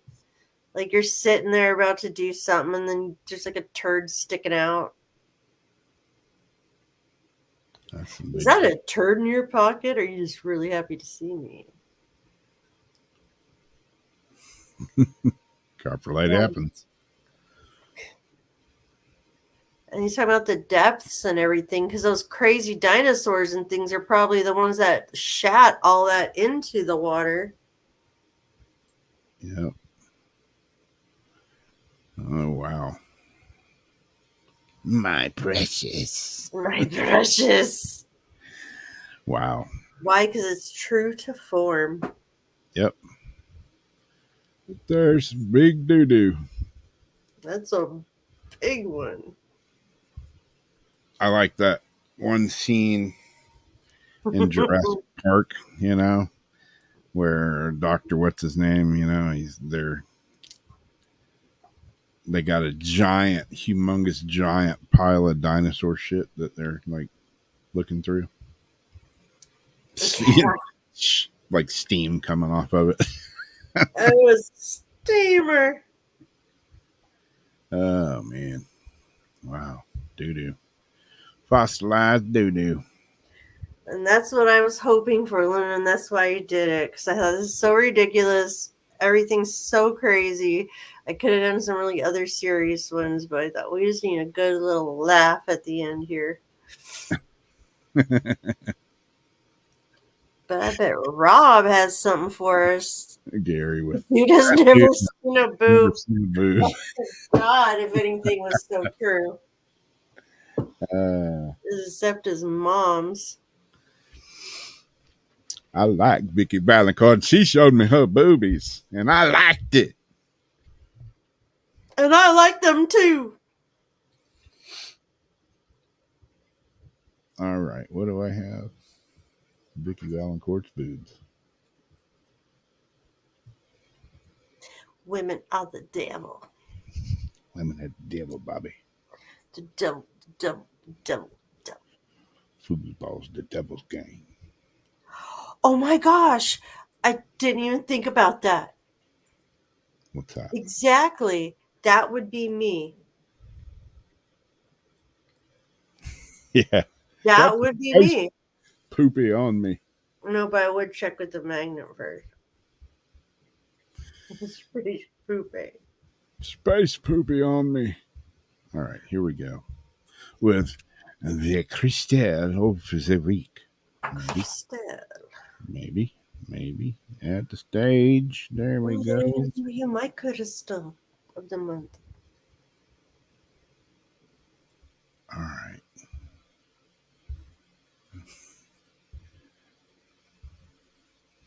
Here we go. This week's crystal of the week is eclogite. What is eclogite? Eclogite is a mafic high iron and magnesium silicate. Phew, I thought it was possible. Metamorphic rock consisting of pink or red garnet. And omphacite. Omphacite is a sodium-rich mineral and member of the pyrazine crystal family. Its color can be just about any shade of green and is the matrix for which the garnets formed. Other notable minerals can sometimes also be found within this crystal, such as jade, quartz, kyanite, zoisite, rutile, dolomite, ruby, sapphire, and sometimes eclogite is a unique and has been formed under extreme heat and pressure. It only occurs on Earth's lower crust and upper mantle, 18 to 28 miles down, and under temperatures that exceed 1200 to 1800 degrees Fahrenheit. Eclogite has only a few known localities in the world, making this an incredibly rare and valuable stone. Norway has an abundance of this mineral, but China, Germany, and Austria, and the United States also have eclogite, with different subminerals in it. The oldest locality that this mineral is found is in Brazil and Mali, with these deposits estimated at over 650 million years old. That's a long time. Some of the meaning and energy. Eclogite activates our lower four chakras and strengthens the connection we have to Mother Earth. One's personal will can become unlocked and then linked directly to your heart space. Once established, this channel is here to highlight your deepest desires and take action to make them a reality. Usually, the truest form of happiness is already within us, just waiting to be unleashed. Eclogite helps raise one's awareness to become mindful of the truth within. Once acknowledged, one can set this intention directly into the stone and begin to tap into the energies it projects. Become attuned to eclogite's energies by consistently meditating with your weighted stone and let your consciousness begin to find pathways to your dreams. As one allows their inner strength to break through, your focus, your drive, and confidence levels should all spike as well. As you become comfortable with this stone, it will be easier to channel your intention directly into your personal will. As you progress into your spiritual journey with eclogite, one will find numerous opportunities awaiting you. Continue manifesting and creating a vision you follow and allow eclogite to push into your action. The only limitations we could face are ones from which we create. Eclogite will break these habits and make you focus on the development of one's true character. Some good crystals to pair with eclogite. It makes a good combination with other minerals that are similarly suit your desire and intention. For example, if you're looking to open your heart and release emotional strain, try tapping into the energies of rose quartz, rhodonite, kunzite, rhodochrosite, and pink opal.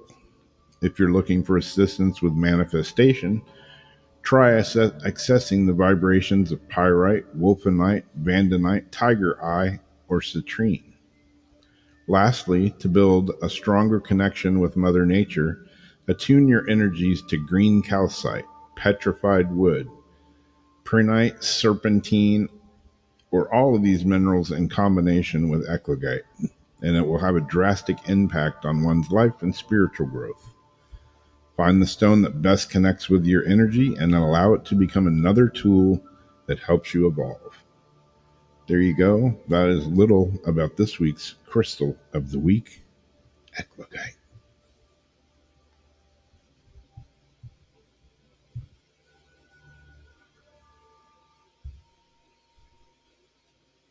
Bada bing, bada boom. I don't know where my cat's about to jump. He's now stuck behind my back. He wants to go on the altar. He can't go on the altar.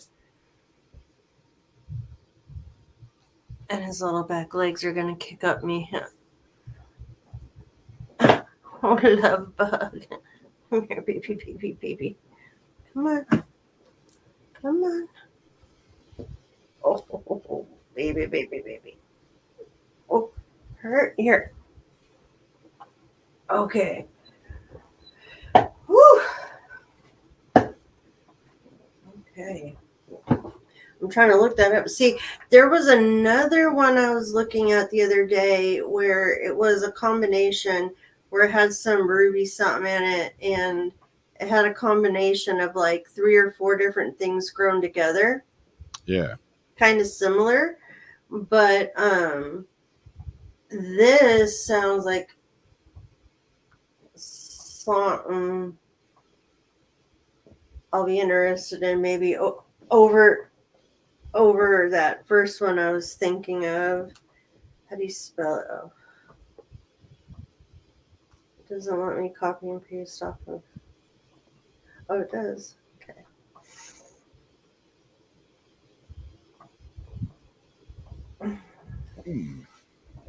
Oh, you got it up there? Yeah, there's a few pieces there. Oh, she's shopping. I have to scoot closer, but my kitty. I like some of them tumbled pieces too because. Oh, and panda too. Oh my goodness. The tumble pieces are really pretty. Like I would probably like a palm stone or a Yeah. sphere made out of this.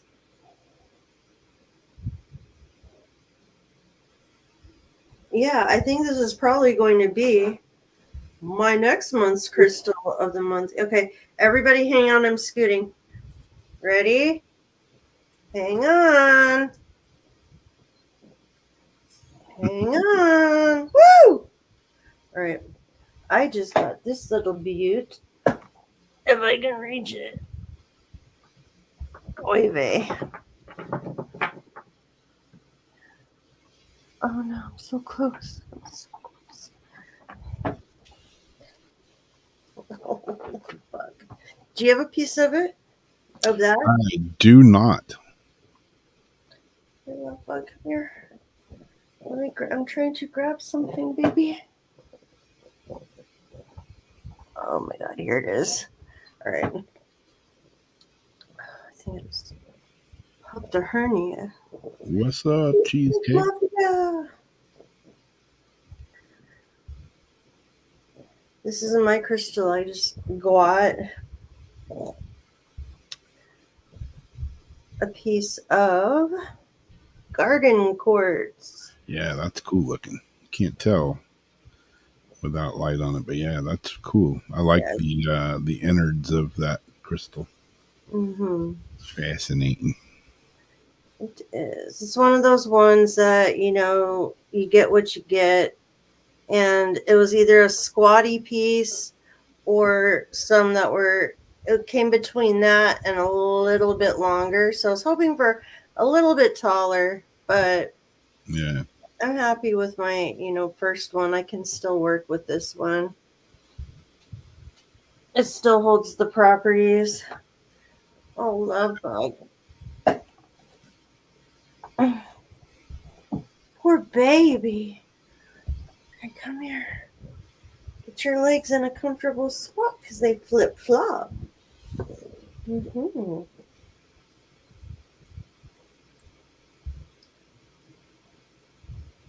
Oh, kisses. I get kisses. I get love by kisses. I'm so lucky.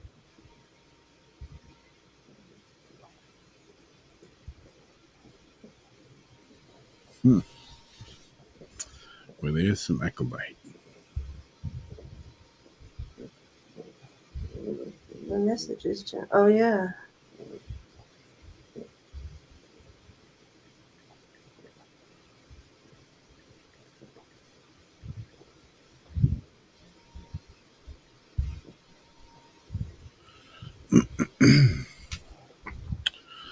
Well, cool. Pew, pew, pew.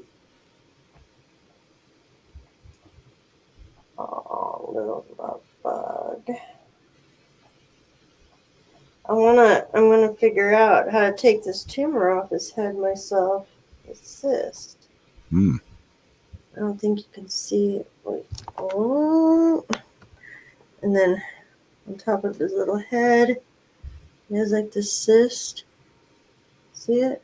Oh, yeah. I can grab all the way around it and touch my fingers together.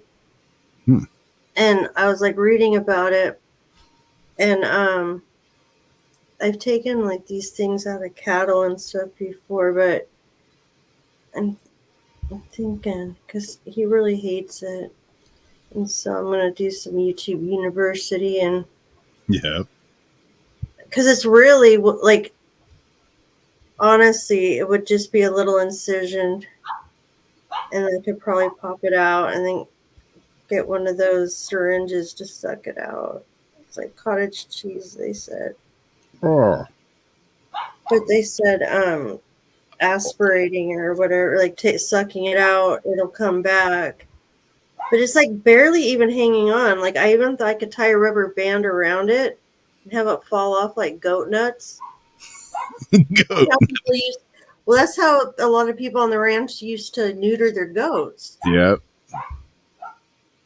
Because I can like pinch it I can almost touch my fingers together. When I pinch it, there's only this much underneath it, that close my fingers go. Huh. So it's like it'd be so easy for it just to fall off. And they say, oh, they can, pop. He's scratched it before a little bit here and there. But I want to cut this thing off him because he hates it. It just wiggles around on his head. Sure, he went to sleep one night, woke up the next morning, and his nuts were in the bed. He's like, "What happened?" Wait, Damn rubber band. His nuts were in the bed?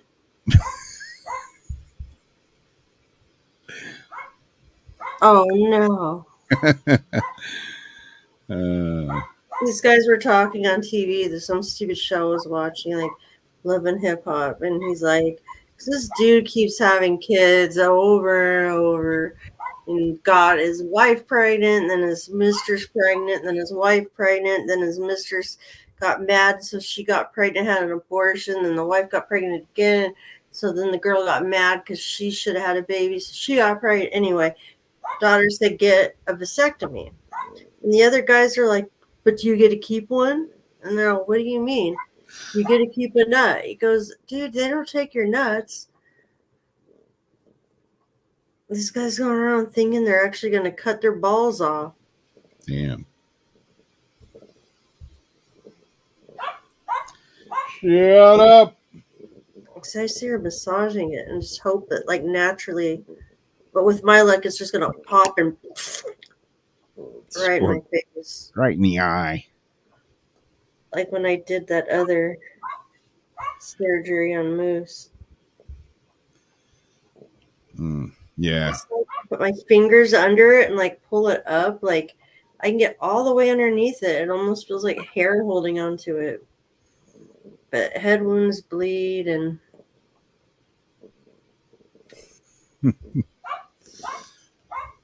Tiki, stop it.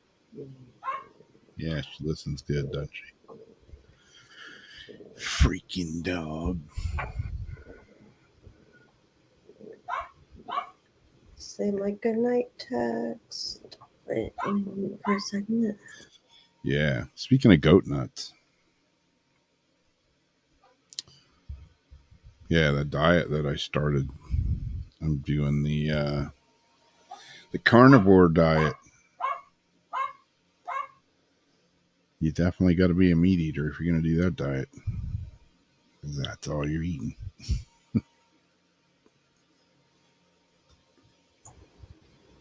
So, but are you giving up? You're not giving up vegetables though. Yep. You are. Yep. So you're going straight protein. Yep. You're gonna be able to do that and not have like cravings for. I'm gonna watch your video. You know, I thought.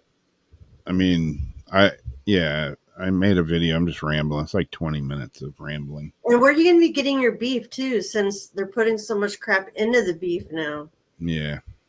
Do you know someone who has a ranch that can give you like sell you the little tubes? Like Well, I'm working on that. Working on that. Working on finding a good local supply of grass-fed beef and chicken and stuff. You know, a lot of people are like, I wish I could afford to eat steak every day, but I mean, the meat that I got, it came from the supermarket. I got meat from Costco, but I bought this huge, big chunk of ribeye. It was like $72. Holy shit, that's a lot for a big chunk of meat. But I brought it home and cut it up, and I got like 9 or 10 steaks out of it. So, I mean, you go to the store here and buy 2 ribeyes and it's $30, or you can buy a whole big chunk and cut it yourself and save a lot of money. And I do eat eggs and a little bit of dairy. Yeah. I was going to transition into it because I got a lot of food here in the house and a lot of vegetables and rice and all kinds of stuff. What's and I figured she's doing it too. Oh. And I've been taking metformin and Manjaro and all that shit, and that's what it is shit. It's not good for you. And I figured I'd transition into this and try. I got a couple of friends that are doing it, and and I've been studying and researching this for a long time. And I got a couple of friends that are doing it. And then when they first told me about it, I was like, yeah, let's see how this is going to go for them in a couple of weeks. A couple of weeks later, they're still doing it. And, a couple of months later, they're still doing it, and then 2 weeks ago, I was out at the disc golf park and I'm talking to one of my friends, and he's been on it over 6 months. He's lost, I don't know, 60 something pounds. He's like, dude, I feel better than I have felt in the last 30 years. Because he's also cutting out all the crap from the boxes and all the shit and all the other stuff out of his body too. So yeah, I don't know. There's a lot of, any diet that you look up, you're going to find shit about it, and people are going to say, no, that's going to kill you, whatever, On both sides will have something to say. I mean, I got friends that are vegetarians, and a couple of them they're fine. They look great, but I've got a couple of people that are vegans, and they look like shit. They look like they're like 120 years old. When I lived on the cattle ranch and I walked in the barn on the wrong day, which made me become a vegetarian at the time. I was so strict on it. I was trying to just take supplements and all this stuff. I got like anemic. I was like so white and pale. I was like passing out. I just had all these problems when I stopped taking any protein at all, because it was just like supplements. And I realized and this is like way before all the different stuff came out, but Yeah. As a vegetarian, I was so unhealthy. Yeah. So I started like incrementing like little things back in, like fish and shrimp and then chicken, you know. I eat a taco here. That was the first meat thing I got. That was hard. Like even the tofu soy meat, and you put like the taco seasoning pack in it. Yeah. Close to a taco, not the same. Yeah. The thing I wanted was a goddamn taco. Yeah, Craig, I've been watching Ken Berry for a long time, and Sean Baker, and like a bunch of. I've been like studying on this thing for a while, and like I said, I thought I was going to transition. I said, I'll just go. I'll eat meat more than I normally do, and I'll finish up like this rice, this vegetables that I got. I mean, I got a kick-ass garden growing in the back. What am I going to do now? Yeah, I'm going to keep the garden growing. Just you know, you should. I'll give my family or neighbors the veggies right now, but I'm going to keep it going just in case that shit hits the fan scenario. Yeah, You know? gotta keep it going. Yeah, but I figured I'd transition and eat a little of both. And I mean, I started this a week and a half, 2 weeks ago, and there hasn't been, like Darcy was saying yesterday, she was like, we kind of like transition the first few days, and then all of a sudden we're just eating meat and nothing else. Eggs, butter, bacon, meat, fish. So like just strictly protein. Yeah, nothing else. So like you'll eat nuts. Nothing. You won't eat nuts even though they're protein? Nope. What about beans? Nope. It's all animal product. Ah. Yeah, it's a trip. It's like I'm still like what's going on, but already after just doing this for going on 2 weeks, I already feel better. I've lost 6 pounds now, and I haven't lost that much doing this Manjaro and metformin and all that bullshit for the last 6 months. I mean, I have, but it's taken that long to lose a little bit of weight, and started doing this, and already I've lost 6 pounds, and I feel better. I got more energy, and I'm not like sitting here nodding off like I have been for the last several months. And my blood sugar has gotten way better. It was like a few weeks ago, it was hitting around that 250 mark and stuff, and that's way too high. And today I took it after I ate, and it was like 142, and that was after I ate. So I'm like, holy shit.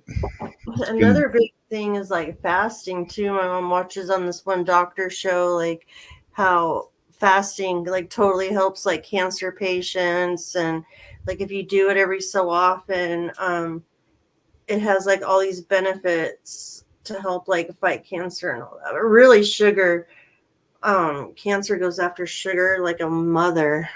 Yeah. Like it feeds. And I'm like, that's why they came out with the cookie diet in the 70s, because they knew it.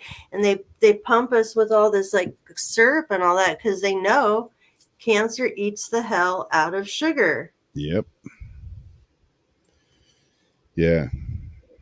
It's like Darcy's dad had cancer, and there towards the end, I mean, he would just have these bowls of candy, he was eating the shit out of sugar. And I'm like, wow. Yeah, sugar's definitely not good for you. But yeah, this is nothing but meat. And a lot of people are like, yeah, that's way too expensive. I could never do it. But if you think of it as you're going to the store, like I go in the grocery store, 92% of the shit in the store is off limits. I just go straight to the meat department and I buy meat. So I'm not buying everything else, you know. So I'm actually spending less Yeah. doing this, you That's know. what I was wondering. Like, would you actually save money? Yeah. So I'm not buying rice. I'm not buying, you know, pasta. Not buying bread. Not buying, you know, salad dressing and all this other shit that goes along with a grocery cart full of groceries. So And you can make your dog's food at the same time still. yeah, it's weird too because I usually cook them chicken breasts. We feed them chicken breasts in the morning that I cook for them, and it's all chopped up or shredded up, and then they get dog food at night. And I started giving them a little bit instead of chicken breasts. I'm giving them chicken thighs now, so they're getting like a fattier cut of meat. Because it seems like they're missing I something. thought the thighs were leaner or like tougher. Yeah, it's more dark meat, you know, and it's got the skin on it. It's got more fat on it than a chicken breast. So My mom's been liking to cook the thighs better, like in her rice, in her Instapot and stuff. yeah, Better than the breasts. yeah. I used the Instapot yesterday, and today I got an air fryer that Did you? well, my friend that was staying here, she left it here, and it's just been sitting there, you know. So the last couple of days, I'm like, I'm going to use this air fryer, and I saw a video, you know, said you can cook a steak in an air fryer, a frozen steak in an air fryer, and I'm like, what? Today, after I got done working, I grabbed a frozen ribeye, put it in there, salt and pepper, some butter, 20 minutes at 390. The freaking thing came out perfect. I was like, holy shit, that was just too easy. Too easy.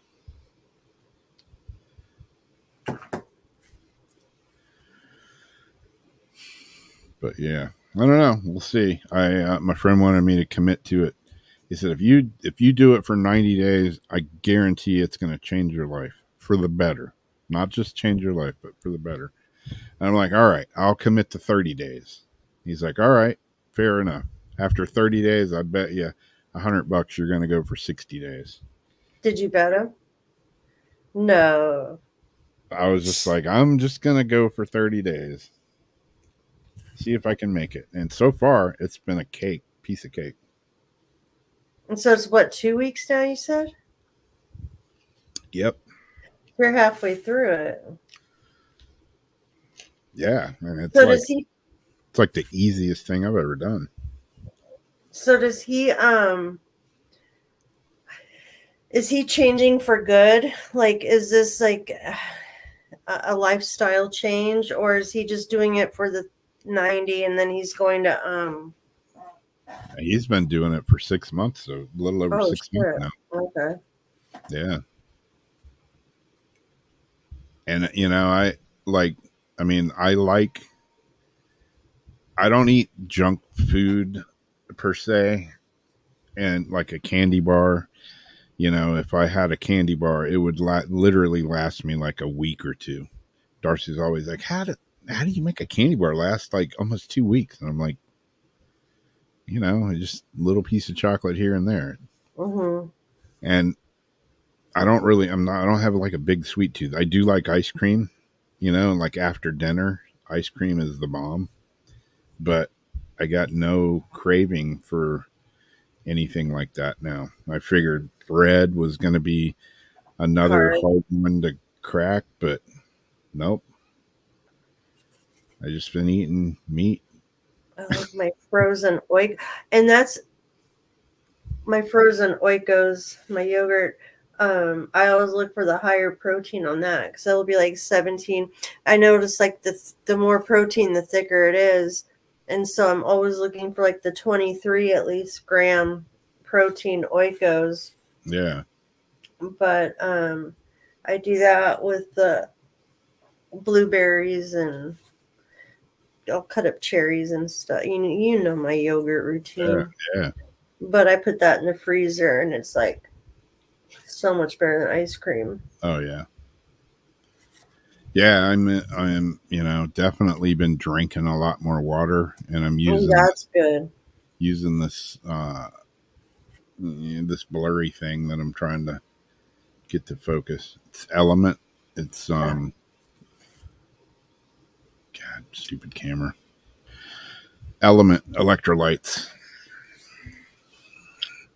What do? You pour it into like water? Yep.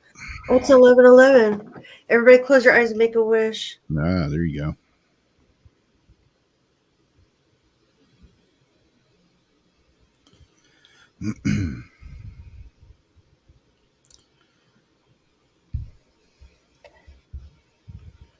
I have to take it very seriously.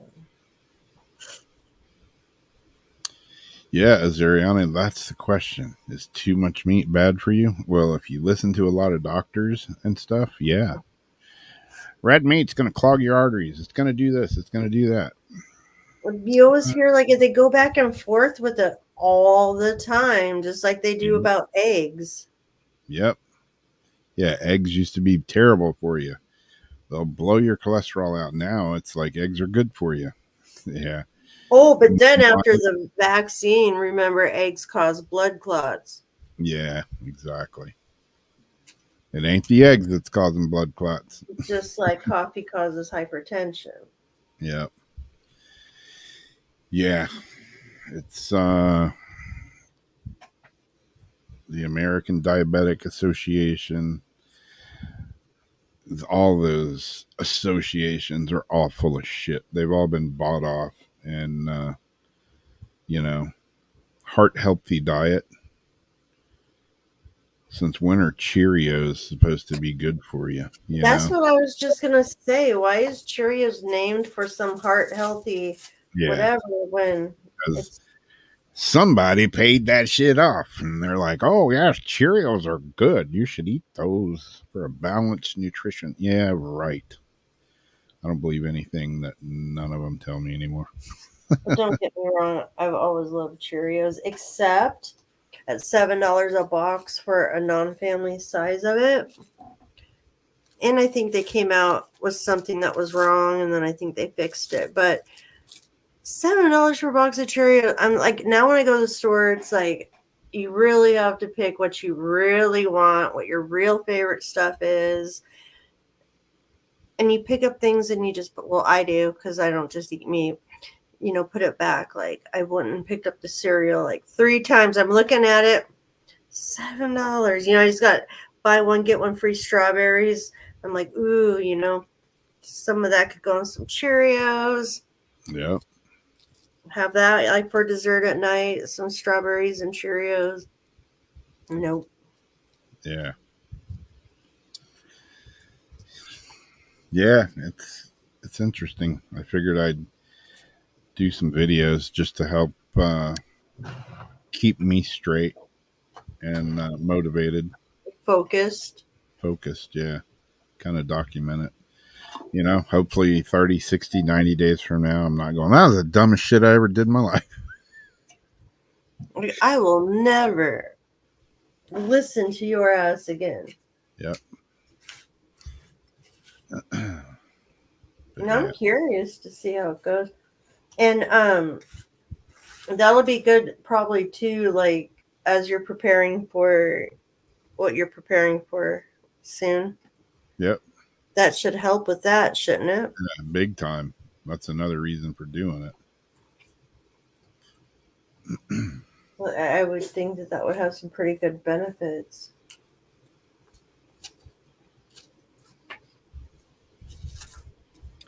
Yeah.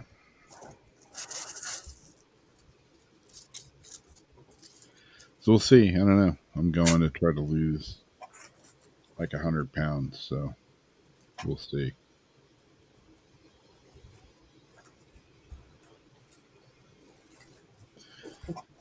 Do you lose fast at the beginning and then you like do that plateau where then it's like hard? Every diet that I've ever done or every, whatever lifestyle that I've tried to lose weight with, I always lose weight right at first, like big time. And then I hit a plateau. Like a couple of years ago, I was like the fattest I'd ever been in my entire life. I was over 300 pounds and it was just ridiculous. And I lost like 50 pounds and then I just just hit the wall. Like no matter what I did, just couldn't lose any more weight. So then I was like, one day I was like, oh, fuck it, and just ate like some donuts or something and started gaining weight back. Oh, But yeah, I don't know. I'm gonna give it a go. See what happens. This like I said before, this is like the easiest thing I've ever done. It's weird. It's going against everything that I've ever been taught about eating. yeah. It's like I'm eating butter and bacon and red meat and, fatty cuts of meat. And it's like everything that you've been taught your whole life not to eat too much of that, because it's going to kill you. But Like corned beef. You can eat, ew. Like, what do you mean fatty cuts of meat? just steak with fat chicken. I mean, Fat. yeah. Bacon. I cooked pork belly this morning, put it in the air fryer, chunks of it, and it sounds disgusting, but it came out really good. I've never Yeah, even my eaten. mom likes to make that sometimes. Like, but she puts like the sauce and does all this stuff with it. Yeah. I've never eaten it until just recently. That's where it's like that round little loaf thing, right? Yeah, it's a bunch of strips. It looks like big, giant, thick strips of bacon that's like a half-inch thick. Mm.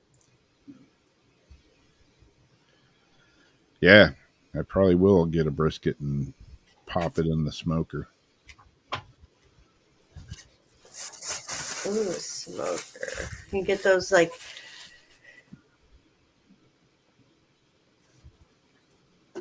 different kinds of wood chips for it and everything. Yeah. Yeah, that's another thing. Cholesterol, is going to, eggs and red meat is going to raise my cholesterol. I watched one study that had a heart healthy group and a carnivore group. Ah. And they did this over 6 months. And the heart healthy group ate, the recommended heart healthy diet. And the carnivore group ate meat and bacon and butter. And, at the end of the study, guess which group had the highest cholesterol? The other group. No, actually the carnivore group. Some of them Ah. had a higher cholesterol. That was going to be a trick question. So guess which group had the least blockages in their arteries? The other group. Nope. The carnivore group. Wait, what? Yeah. Some of them had 0 blockages. And, they were all of them had lower shit in their system than the heart healthy group did. Oh, I got you. I heard Even though that. their cholesterol was higher. Oh. Yeah, Well, isn't there such thing too as like good cholesterol and bad cholesterol? Yep. So I don't know. It's interesting. I got to go have blood work done. And the whole thing that even spurred me on, I mean, other than the conversation I had with my friend, and I see the results on, I see the results. I've seen it over this last 6 months. And, and he's like running around like a kid now. And it's crazy the difference in him. And then, I went to a couple of different doctor's appointments and I asked him, what do you recommend for me losing weight? Well, my one doctor doubled my metformin and my Manjaro dosage, which I didn't want in the first place. And the other doctor, well, actually both of them, you should consider bariatric surgery. And I'm like, nope. They don't want to fix the problem. They don't want to address what's causing the problem. They just want to put a Band-Aid on it or give me some more fucking pills or some shit. So at that point last week, I had a doctor's appointment I was supposed to go to Monday, and I just canceled it. I'm like, fuck y'all. I'll go back in 6 months, and hopefully I'll have something to show them. And when they say, "Oh, the Manjaro works," I'll be able to say, "No, I don't take that shit anymore. No, I don't need my prescription refilled." I'm hoping that's what's going to happen, anyways. We'll see. Yep, salt and pepper. Put some butter on it.